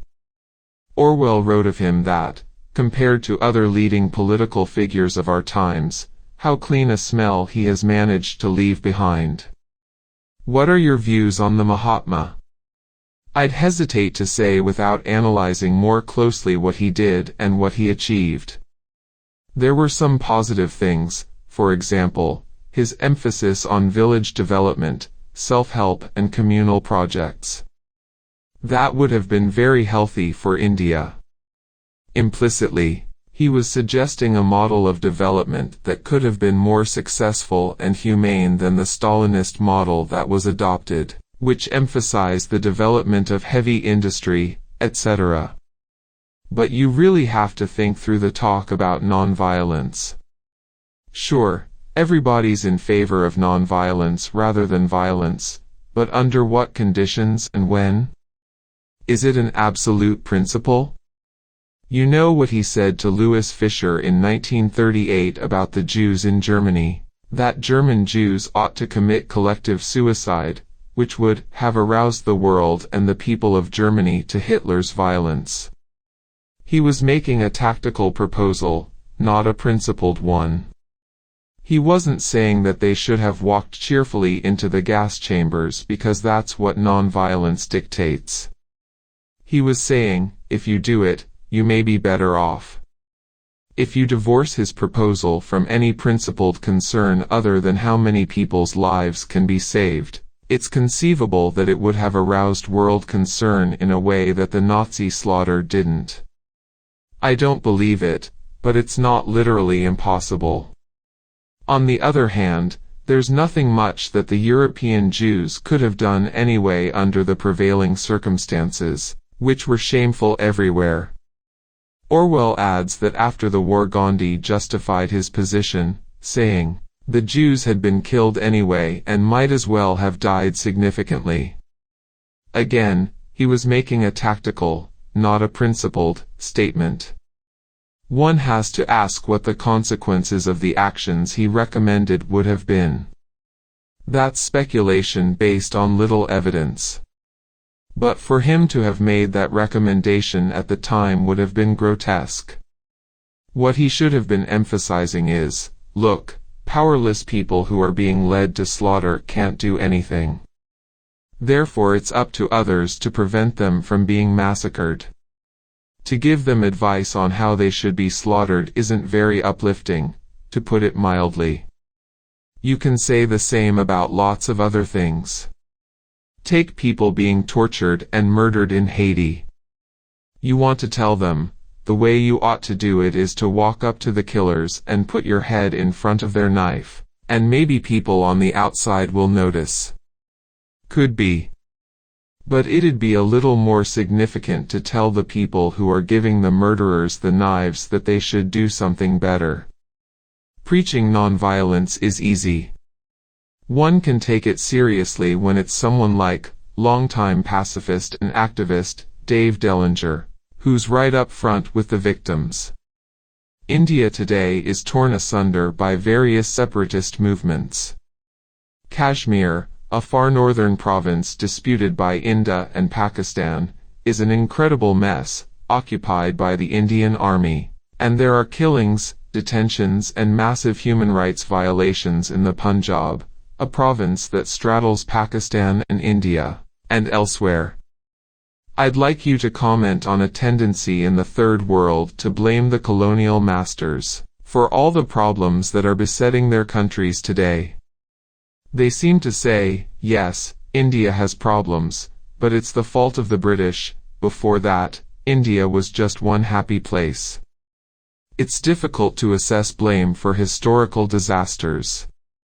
It's somewhat like trying to assess blame for the health of a starving and diseased person.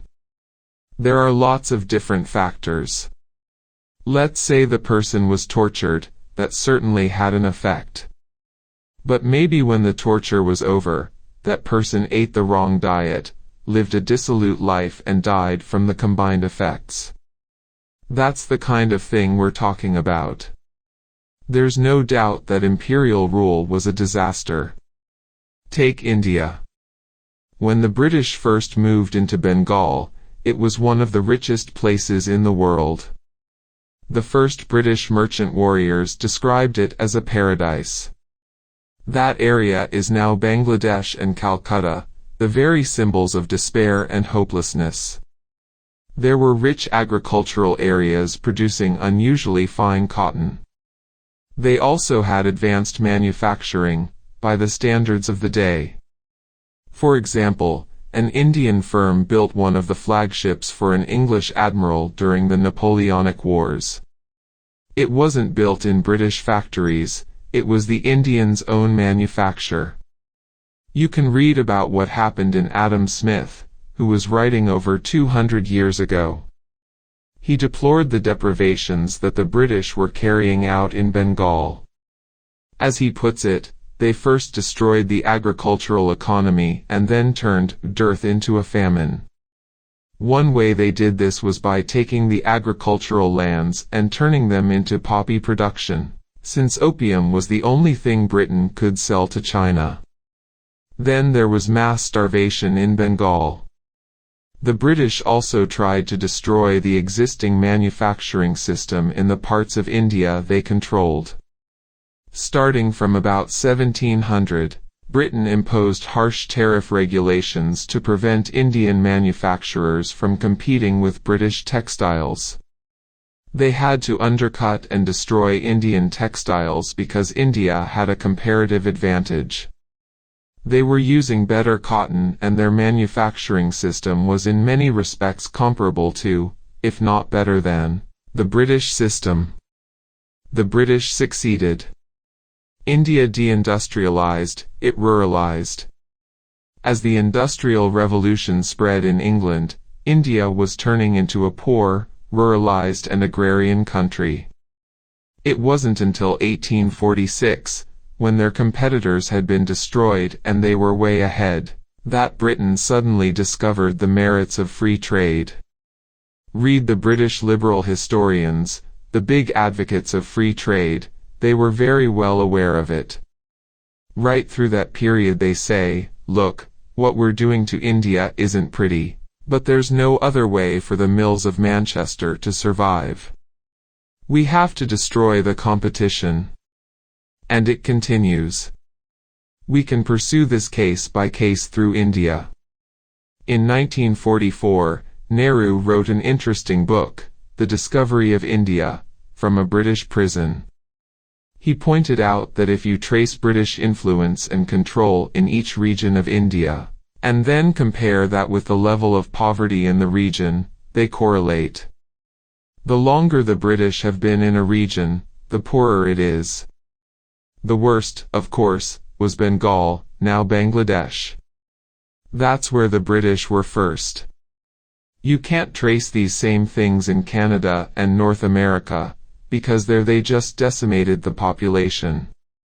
It's not only the current, politically correct, commentators that describe this, you can go right back to the Founding Fathers.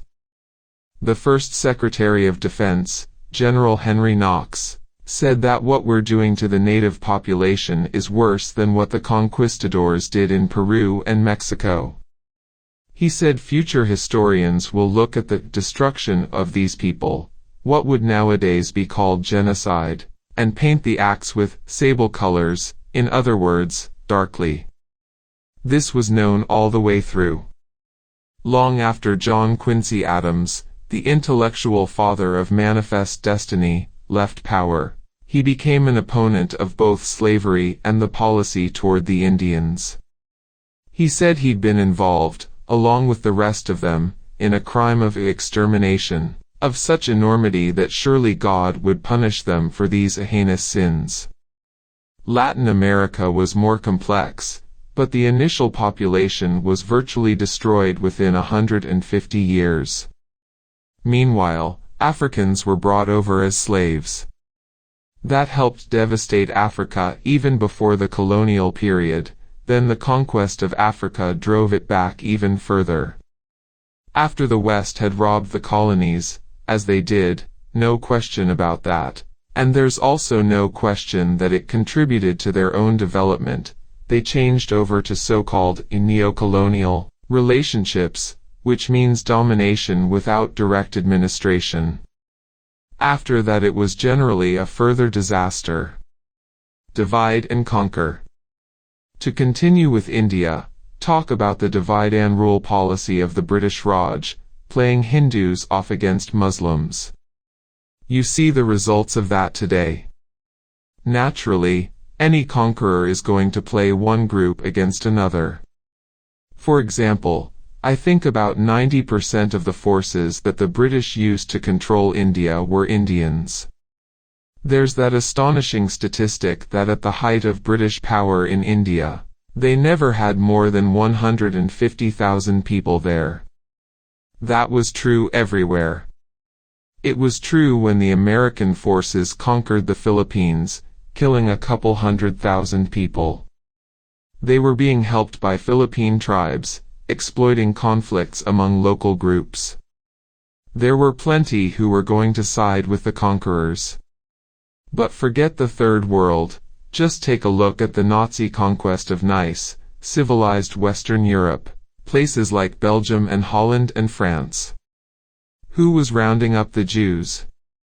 Local people, often. In France they were rounding them up faster than the Nazis could handle them. The Nazis also used Jews to control Jews. If the United States was conquered by the Russians, Ronald Reagan, George Bush, Elliott Abrams and the rest of them would probably be working for the invaders, sending people off to concentration camps. They're the right personality types. That's the traditional pattern. Invaders quite typically use collaborators to run things for them. They very naturally play upon any existing rivalries and hostilities to get one group to work for them against others. It's happening right now with the Kurds. The West is trying to mobilize Iraqi Kurds to destroy Turkish Kurds, who are by far the largest group and historically the most oppressed. Apart from what we might think of those guerrillas, there's no doubt that they had substantial popular support in southeastern Turkey. Turkey's atrocities against the Kurds haven't been covered much in the West, because Turkey is our ally. But right into the Gulf War they were bombing in Kurdish areas, and tens of thousands of people were driven out. Now the Western goal is to use the Iraqi Kurds as a weapon to try and restore what's called stability, meaning their own kind of system, in Iraq. The West is using the Iraqi Kurds to destroy the Turkish Kurds, since that will extend Turkey's power in the region, and the Iraqi Kurds are cooperating. In October 1992, there was a very ugly incident in which there was a kind of pincers movement between the Turkish army and the Iraqi Kurdish forces to expel and destroy Kurdish guerrillas from Turkey. Iraqi Kurdish leaders, and some sectors of the population, cooperated because they thought they could gain something by it. You could understand their position, not necessarily approve of it, that's another question, but you could certainly understand it. These are people who are being crushed and destroyed from every direction. If they grasp at some straw for survival, it's not surprising, even if grasping at that straw means helping to kill people like their cousins across the border. That's the way conquerors work. They've always worked that way. They worked that way in India. It's not that India was a peaceful place before, it wasn't. Nor was the Western Hemisphere a pacifist utopia.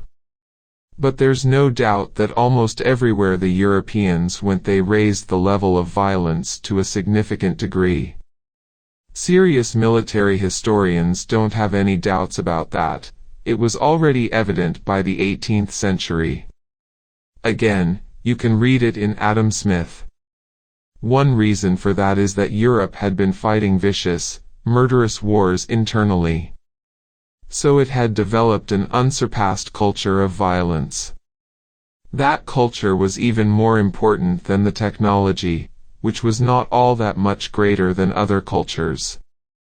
The description of what the Europeans did is just monstrous.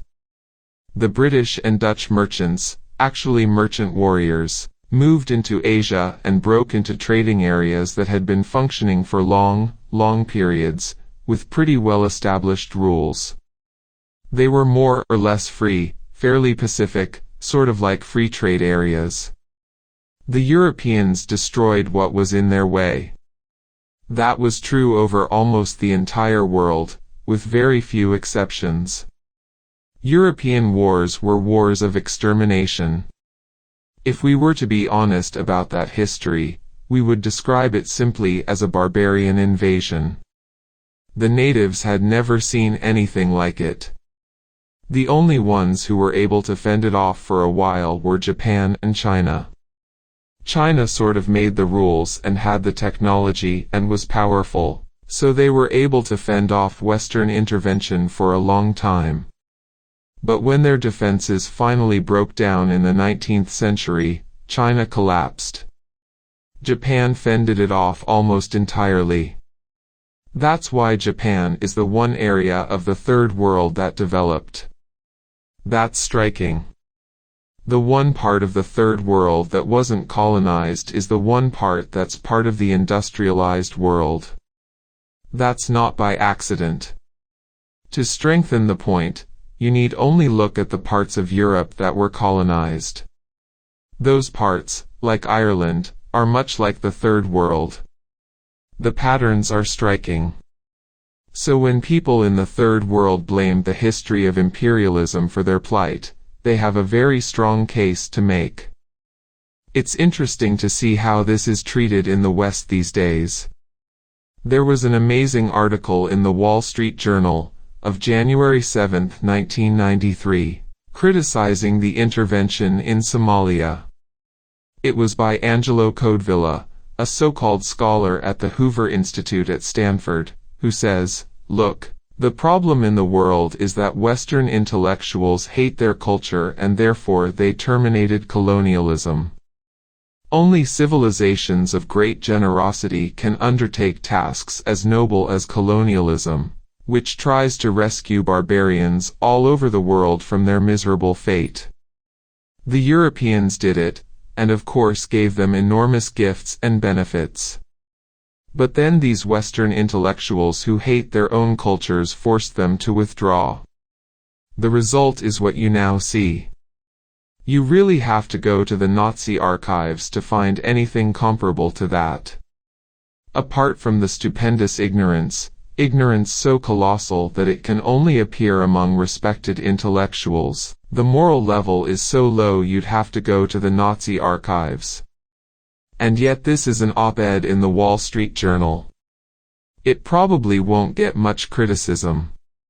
It was interesting to read the right-wing papers in England, the Sunday Telegraph and the Daily Telegraph, after Rigoberta Menchú, a Guatemalan Indian activist and author, won the Nobel Prize. They, especially their Central America correspondent, were infuriated. Their view is, true, there were atrocities in Guatemala. But either they were carried out by the left-wing guerrillas or they were an understandable response by the respectable sectors of the society to the violence and atrocities of these Marxist priests.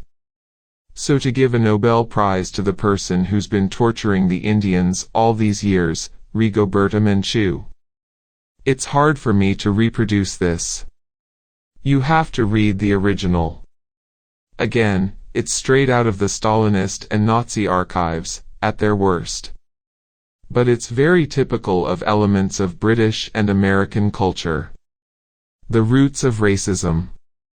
All over the world, from LA to the Balkans to the Caucasus to India, there's a surge of tribalism, nationalism, religious fanaticism, racism. Why now? First of all, let's remember that it's always been going on. I grant you that, but it seems more pronounced. In parts of the world it's more pronounced. Take Eastern Europe. Europe is altogether a very racist place, even worse than the US, but Eastern Europe is particularly ugly.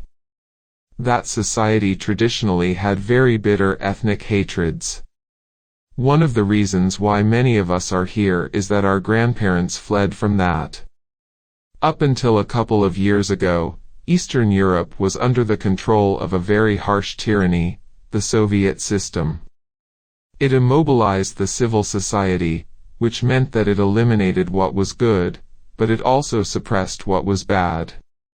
Now that the tyranny is gone, the civil society is coming back, including its warts, of which there are plenty. Elsewhere in the world, say in Africa, there are all kinds of atrocities. They were always there. One of the worst atrocities was in the 1980s. From 1980 to 1988, US-backed South Africa was responsible for about 1.5 million killings, plus about $60 billion worth of damage, and that's only in the region surrounding South Africa. Nobody here cared about that, because the US was backing it. If you go back to the 1970s in Burundi, there was a huge massacre, tens of thousands of people killed. Nobody cared. In Western Europe, there's an increase in regionalism. This in part reflects the decline of their democratic institutions. As the European community slowly consolidates towards executive power, reflecting big economic concentrations, people are trying to find other ways to preserve their identity. That leads to a lot of regionalism, with both positive and negative aspects. That's not the whole story, but a lot of it. Germany had the most liberal asylum policies in the world. Now they want to limit civil liberties and ban political parties. There's a lot of talk about German racism, and it's bad enough. For example, kicking out the gypsies and sending them off to Romania is a scandal you can't even describe. The gypsies were treated just like the Jews in the Holocaust, but nobody's batting an eyelash about that because nobody gives a damn about the gypsies. But we should remember that there are other things going on too, which are getting less publicity. Take Spain.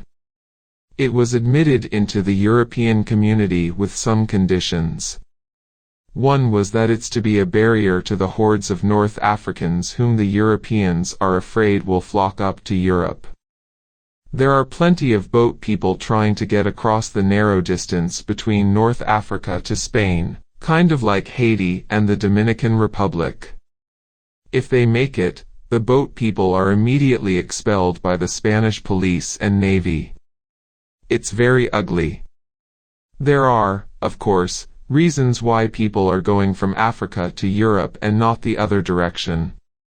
There are 500 years of reasons for that. But it's happening, and Europe doesn't want it. They want to preserve their wealth and keep the poor people out. The same problem is occurring in Italy. The Lombard League, which includes a kind of neo-fascist element, won a recent electoral victory. It reflects northern Italian interests. They don't want to be saddled with the poor people in the south of Italy. And they're concerned about the North Africans coming up from the south, drifting up through Sicily into Italy. The North Italians don't want them, they want rich white people. That brings in the whole question of race and racism and how that factored into the relationship between the North and the South. There has always been racism, but it developed as a leading principle of thought and perception in the context of colonialism. That's understandable. When you have your boot on someone's neck, you have to justify it. The justification has to be their depravity. It's very striking to see this in the case of people who aren't very different from one another. Take a look at the British conquest of Ireland, the earliest of the Western colonial conquests. It was described in the same terms as the conquest of Africa. The Irish were a different race. They weren't human. They weren't like us. We had to crush and destroy them. Some Marxists say racism is a product of the economic system, of capitalism. Would you accept that? No. It has to do with conquest, with oppression. If you're robbing somebody, oppressing them, dictating their lives, it's a very rare person who can say, "Look, I'm a monster. I'm doing this for my own good." Even Himmler didn't say that. A standard technique of belief formation goes along with oppression, whether it's throwing them in gas chambers or charging them too much at a corner store, or anything in between. The standard reaction is to say, it's their depravity. That's why I'm doing it. Maybe I'm even doing them good. If it's their depravity, there's got to be something about them that makes them different from me. What's different about them will be whatever you can find. And that's the justification. Then it becomes racism. You can always find something. They have a different color hair or eyes, they're too fat, or they're gay. You find something that's different enough. Of course you can lie about it, so it's easier to find. Take the Serbs and the Croats. They're indistinguishable. They use a different alphabet, but they speak the same language. They belong to different branches of the Catholic Church. That's about it. But many of them are perfectly ready to murder and destroy each other. They can imagine no higher task in life. The unmentionable five-letter word. It's a given that ideology and propaganda are phenomena of other cultures. They don't exist in the United States. Class is in the same category. You've called it the unmentionable five-letter word. It's kind of interesting the way it works. Statistics about things like quality of life, infant mortality, life expectancy, etc. are usually broken down by race. It always turns out that blacks have horrible statistics as compared with whites. But an interesting study was done by Vicente Navarro, a professor at Johns Hopkins who works on public health issues. He decided to reanalyze the statistics, separating out the factors of race and class. For example, he looked at white workers and black workers versus white executives and black executives. He discovered that much of the difference between blacks and whites was actually a class difference. If you look at poor white workers and white executives, the gap between them is enormous. The study was obviously relevant to epidemiology and public health, so he submitted it to the major American medical journals. They all rejected it. He then sent it to the world's leading medical journal, The Lancet, in Britain. They accepted it right away. The reason is very clear. In the United States you're not allowed to talk about class differences. In fact, only two groups are allowed to be class conscious in the United States. One of them is the business community, which is rabidly class conscious. When you read their literature, it's all full of the danger of the masses and their rising power and how we have to defeat them. It's kind of vulgar, inverted Marxism. The other group is the high planning sectors of the government. They talk the same way. How we have to worry about the rising aspirations of the common man and the impoverished masses who are seeking to improve standards, and harming the business climate. So they can be class conscious. They have a job to do. But it's extremely important to make other people, the rest of the population, believe that there is no such thing as class. We're all just equal, we're all Americans, we live in harmony, we all work together, everything is great. Take, for example, the book Mandate for Change, put out by the Progressive Policy Institute, the Clinton think tank. It was a book you could buy at airport newsstands, part of the campaign literature describing the Clinton administration's program. It has a section on entrepreneurial economics, which is economics that's going to avoid the pitfalls of the right and the left. It gives up these old-fashioned liberal ideas about entitlement and welfare mothers having a right to feed their children. That's all passé. We're not going to have any more of that stuff. We now have enterprise economics, in which we improve investment and growth. The only people we want to help are workers and the firms in which they work. According to this picture, we're all workers. There are firms in which we work. We would like to improve the firms in which we work, like we'd like to improve our kitchens, get a new refrigerator. There's somebody missing from this story. There are no managers, no bosses, no investors. They don't exist. It's just workers and the firms in which we work. All the administration's interested in is helping us folks out there.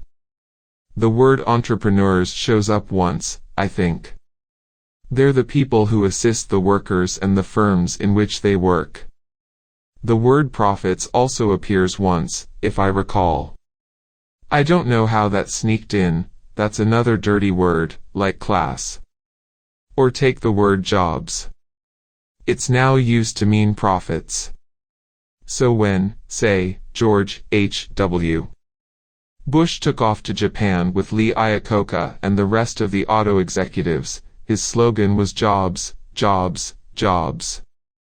That's what he was going for.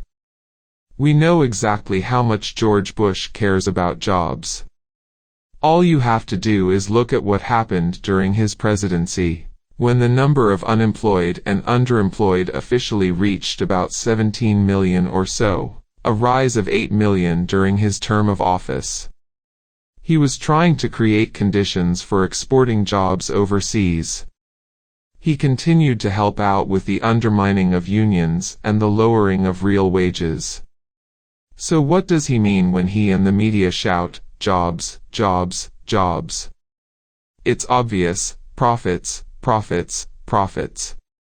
Figure out a way to increase profits. The idea is to create a picture among the population that we're all one happy family. We're America, we have a national interest, we're working together.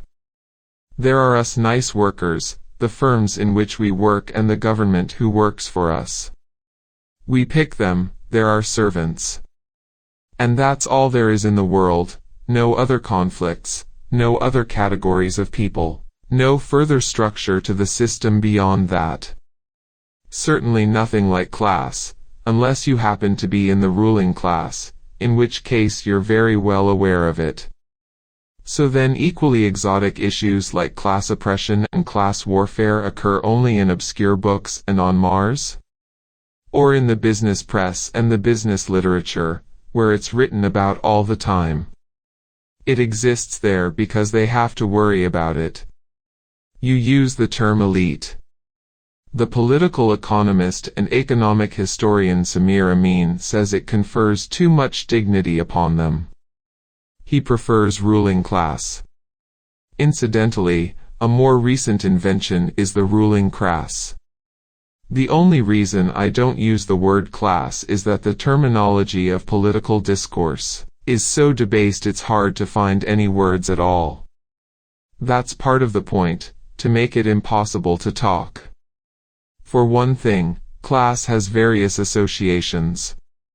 As soon as you say the word class, everybody falls down dead.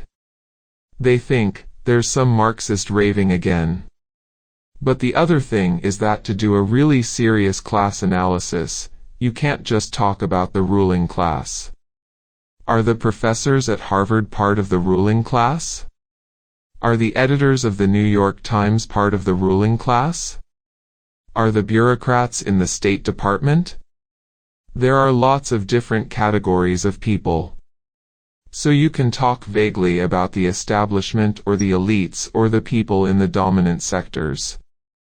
But I agree, you can't get away from the fact that there are sharp differences in power which in fact are ultimately rooted in the economic system. You can talk about the masters, if you like. It's Adam Smith's word, and he's now in fashion. The elite are the masters, and they follow what Smith called their vile maxim, namely, all for ourselves and nothing for anyone else. You say that class transcends race, essentially. It certainly does. For example, the United States could become a color-free society. It's possible. I don't think it's going to happen, but it's perfectly possible that it would happen, and it would hardly change the political economy at all, just as women could pass through the glass ceiling, and that wouldn't change the political economy at all.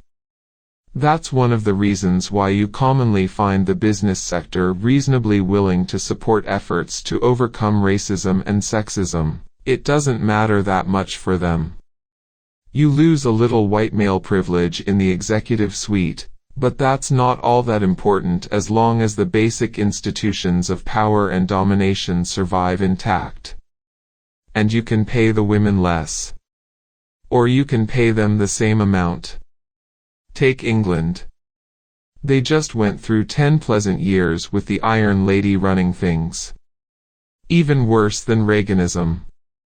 Lingering in the shadows of the liberal democracies, where there's this pyramid of control and domination, where there's class and race and gender bias, is coercion, force. That comes from the fact that objective power is concentrated. It lies in various places, like in patriarchy, in race. Crucially, it also lies in ownership. If you think about the way the society generally works, it's pretty much the way the Founding Fathers said.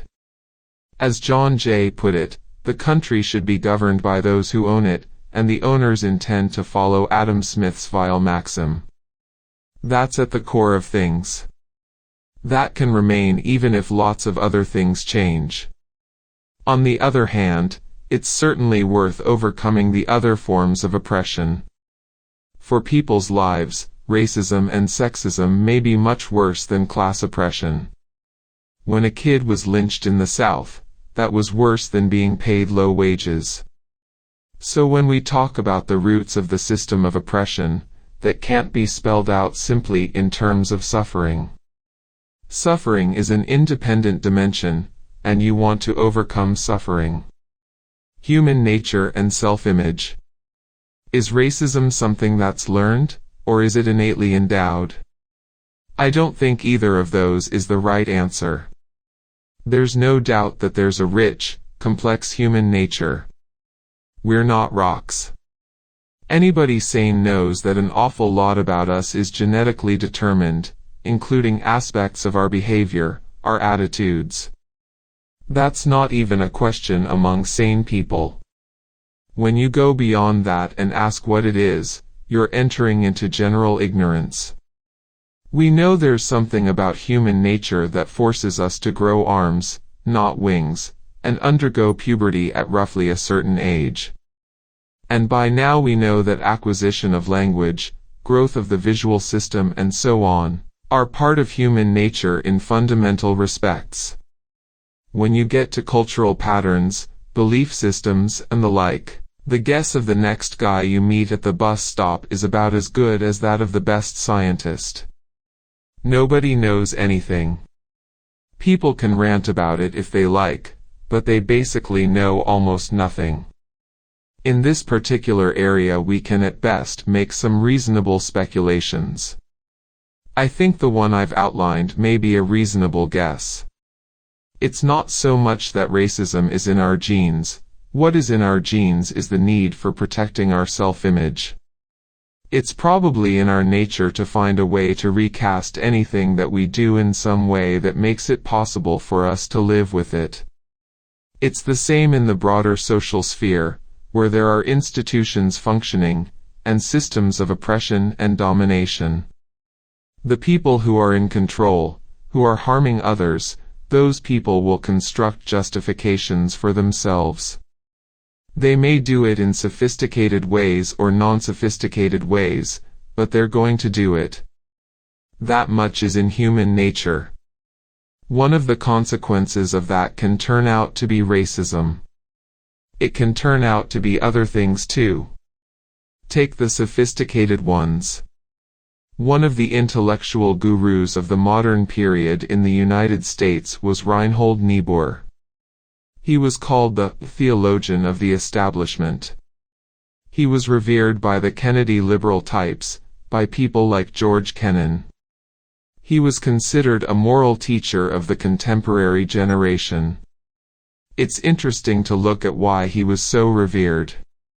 I went through his stuff once. There was supposed to be a chapter about him in one of my books, but the publisher thought it would be too arcane for the audience, so I didn't include it. The intellectual level is depressingly low, you can hardly keep a straight face. But something made him appealing, his concept of the paradox of grace.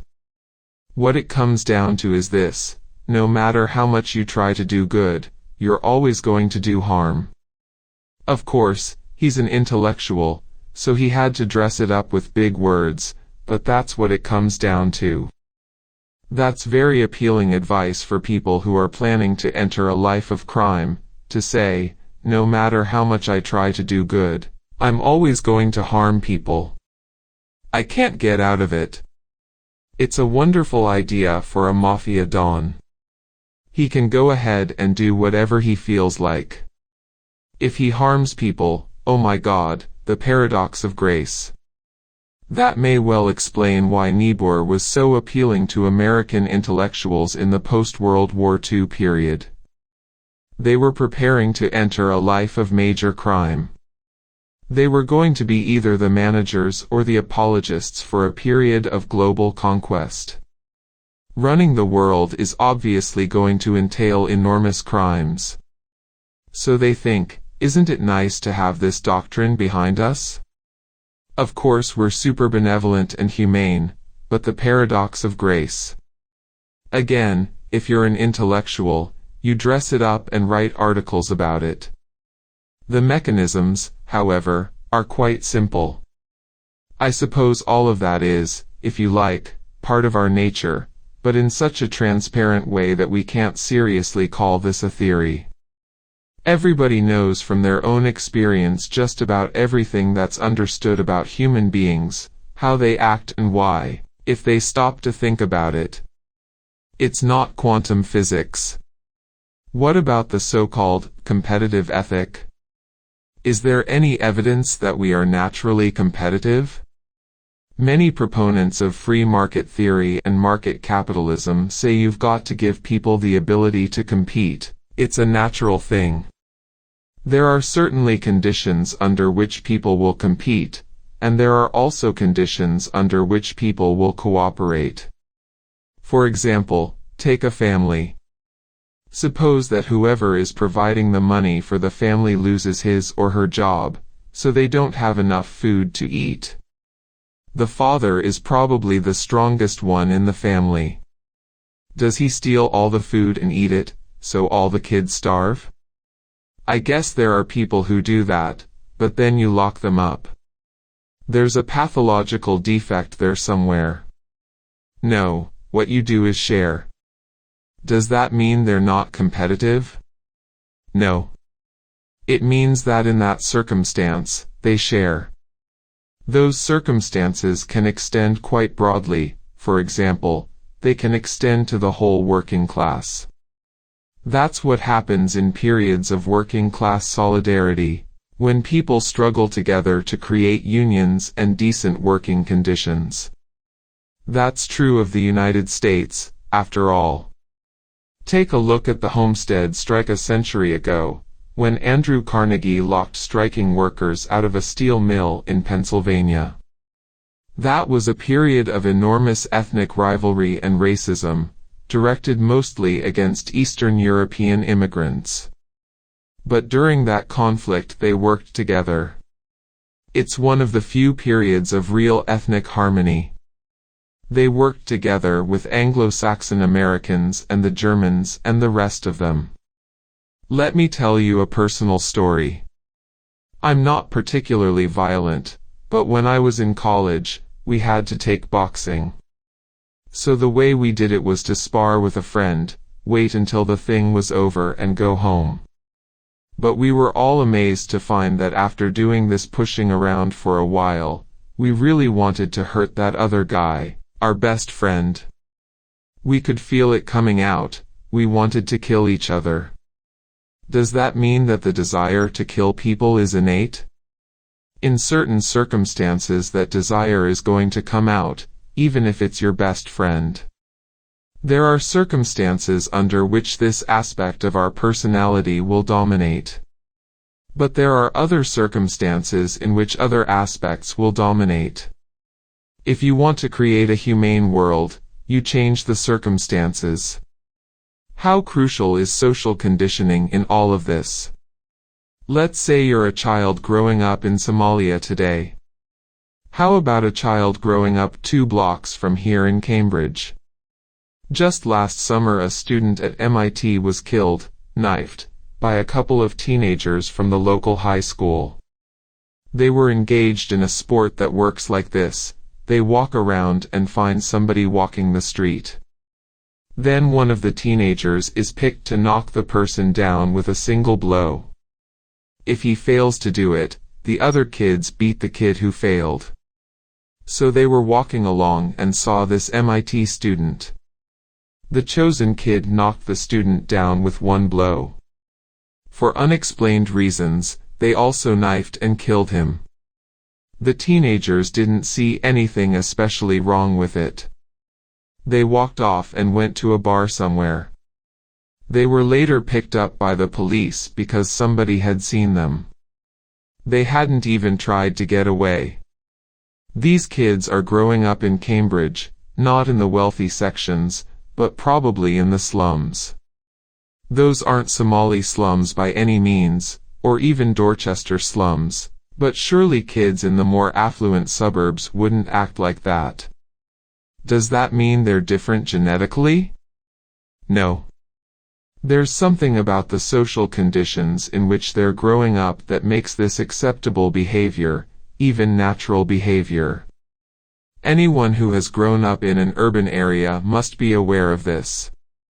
I can remember from childhood that there were neighborhoods where if you went, you'd be beaten up. You weren't supposed to be there. The people who were doing it, kids, felt justified and righteous about it. They were defending their turf. What else did they have to defend? It can't happen here, can it? Huey Long, a populist Louisiana governor and senator in the early 1930s, once said that when fascism comes to this country, it's going to be wrapped in an American flag. You've commented on tendencies toward fascism in this country. You've even been quoting Hitler on the family and the role of women. The Republican convention, fortunately I saved myself the pain of watching it on television, but I read about it, struck such chords that I began looking up some literature on fascism from the 1930s. I looked up Hitler's speeches to women's groups and big rallies. The rhetoric was very similar to that of the God and Country rally the first night of the Republican convention. But I don't really take that similarity too seriously, because the levers of power are firmly in the hands of the corporate sector. It'll permit rabid fundamentalists to scream about God and country and family, But they're very far from having any influence over major power decisions. That was obvious in the way the campaign developed. They were given the first night to scream and yell. They were even given the party platform. It was pre-Enlightenment. But then when the campaign started, we were back to business as usual. But that can change. When people grow more alienated and isolated, they begin to develop highly irrational and very self-destructive attitudes. They want something in their lives. They want to identify themselves somehow. They don't want to be just glued to the television set. If most of the constructive ways are cut off, they turn to other ways. You can see that in the polls too. I was just looking at a study by an American sociologist, published in England, of comparative religious attitudes in various countries. The figures are shocking. 3/4 of the American population literally believe in religious miracles. The numbers who believe in the devil, in resurrection, in God doing this and that, it's astonishing. These numbers aren't duplicated anywhere else in the industrial world. You'd have to maybe go to mosques in Iran or do a poll among old ladies in Sicily to get numbers like this. Yet this is the American population. Just a couple of years ago, there was a study of what people thought of evolution. The percentage of the population that believed in Darwinian evolution at that point was 9%, not all that much above statistical error. About half the population believed in divinely guided evolution, Catholic Church doctrine. About 40% thought the world was created a few thousand years ago. Again, you've got to go back to pre-technological societies, or devastated peasant societies, before you get numbers like that. Those are the kinds of belief systems that show up in things like the God and Country rally. Religious fundamentalism can be a very scary phenomenon. It could be the mass base for an extremely dangerous popular movement. These fundamentalist leaders aren't stupid. They have huge amounts of money, they're organizing, they're moving the way they should, beginning to take over local offices where nobody notices them. There was a striking phenomenon in the last election. It even made the front pages of the national newspapers. It turned out that in many parts of the country ultra-right fundamentalist extremists had been running candidates, without identifying them. It doesn't take a lot of work to get somebody elected to the school board. Not too many people pay attention. You don't have to say who you are. You just appear with a friendly face and a smile and say, "I'm going to help your kids," and people will vote for you. A lot of people got elected because of these organized campaigns to take over local structures. If that ties in with some charismatic power figure who says, "I'm your leader, follow me," it could be very ugly. We could move back to real pre-Enlightenment times. There's also a huge increase in fundamentalist media, particularly electronic media. You can't drive across the country without noticing it. That was true years ago. I remember driving across the country, being bored out of my head and turning on the radio. Every station I found was some ranting minister. Now it's much worse, and of course now there's television. Hume's paradox. You've said the real drama since 1776 has been the relentless attack of the prosperous few upon the rights of the restless many. I want to ask you about the restless many. Do they hold any cards? Sure. They've won a lot of victories. The country is a lot more free than it was 200 years ago. For one thing, we don't have slaves.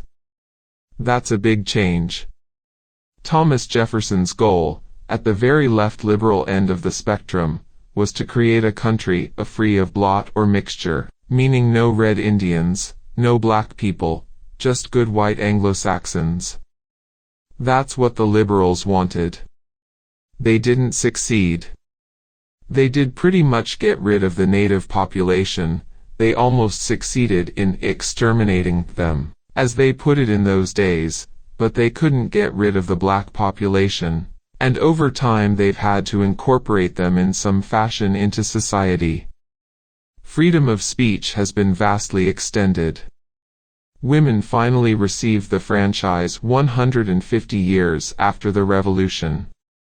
After a very bloody struggle, workers finally won some rights in the 1930s, about 50 years after they did in Europe.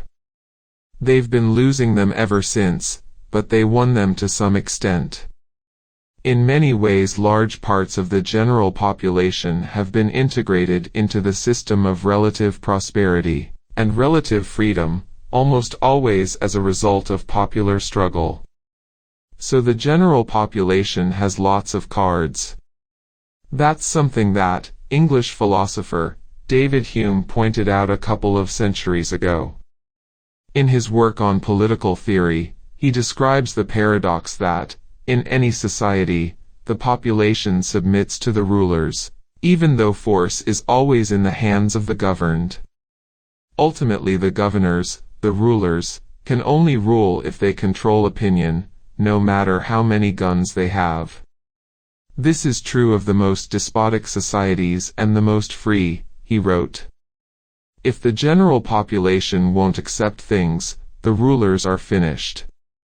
That underestimates the resources of violence, but expresses important truths nonetheless. There's a constant battle between people who refuse to accept domination and injustice, and those who are trying to force people to accept them.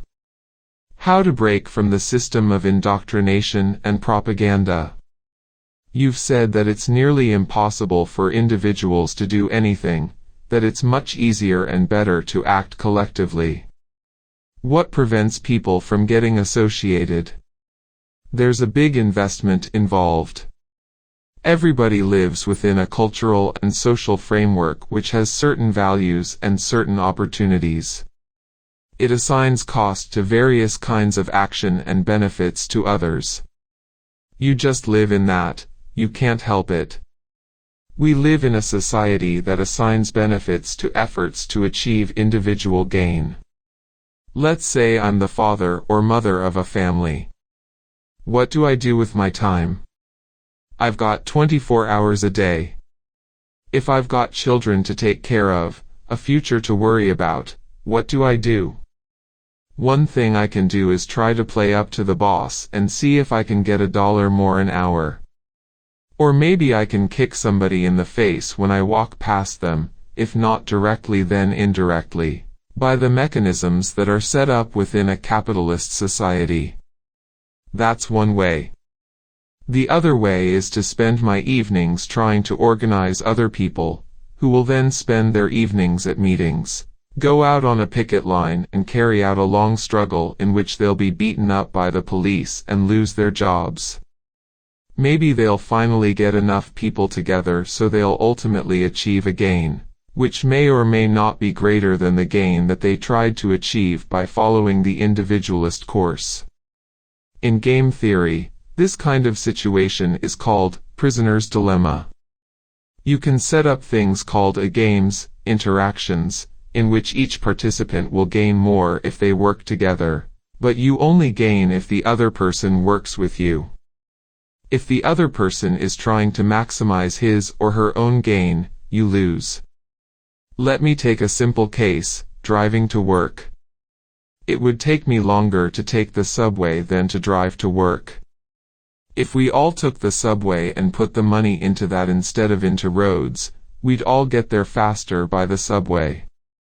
But we all have to do it. If other people are going to be driving and I'm taking the subway, then private transportation is going to be better for the people who are doing it. It's only if we all do something a different way that we'll all benefit a lot more. The costs to you, an individual, to work to create the possibilities to do things together can be severe.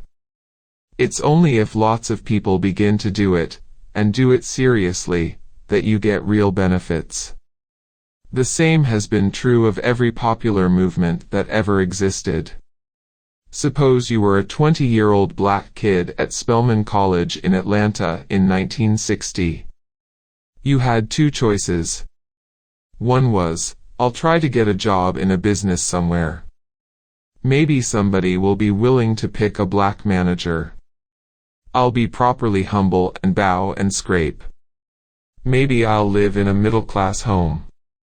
The other was to join SNCC, the Student Nonviolent Coordinating Committee, a black civil rights group of the 1960s, in which case you might get killed.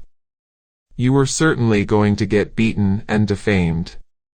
It would be a very tough life for a long time.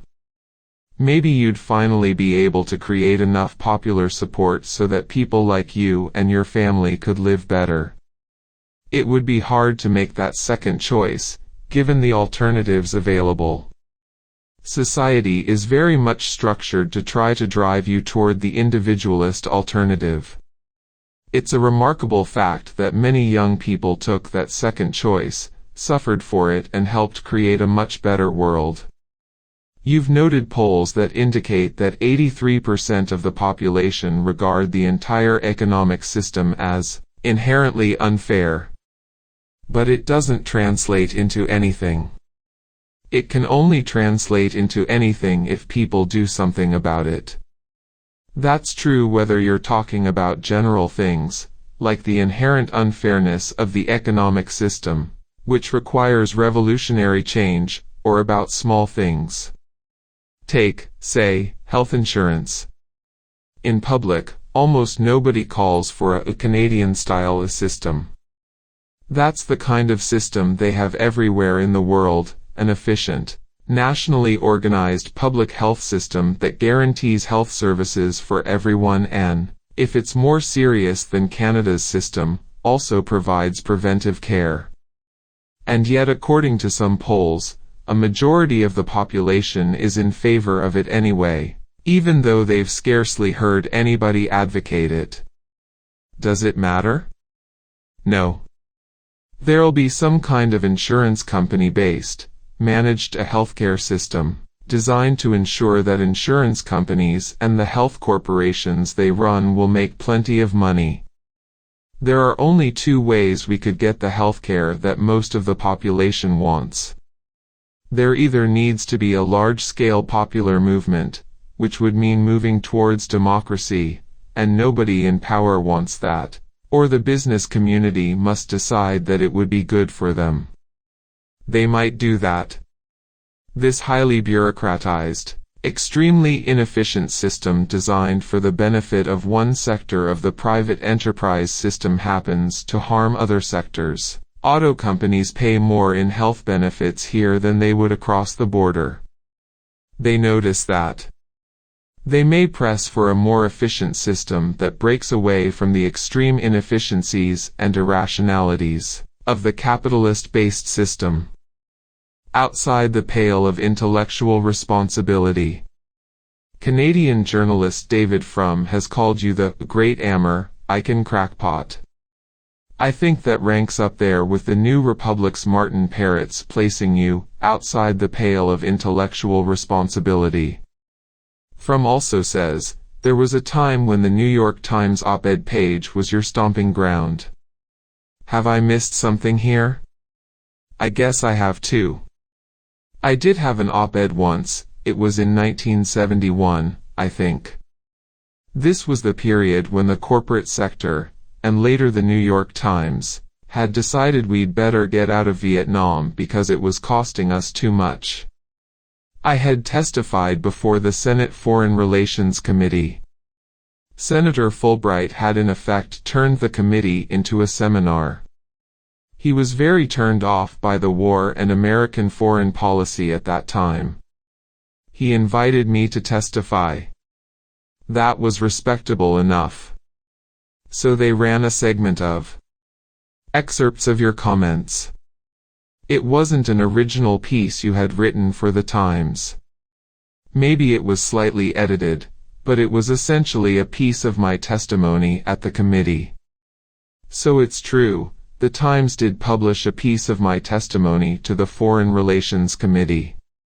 And that was your stomping grounds. What about letters? How many letters of yours have they printed? Occasionally, when an outlandish slander and lie about me has appeared there, I've written back to them. Sometimes they don't publish the letters. Once, maybe more, I was angry enough that I contacted a friend inside, who was able to put enough pressure on so they ran the letter. But sometimes they just refused. In the Times book review section, there were a bunch of vicious lies about me and the Khmer Rouge. I wrote back a short letter responding, and they refused to publish it.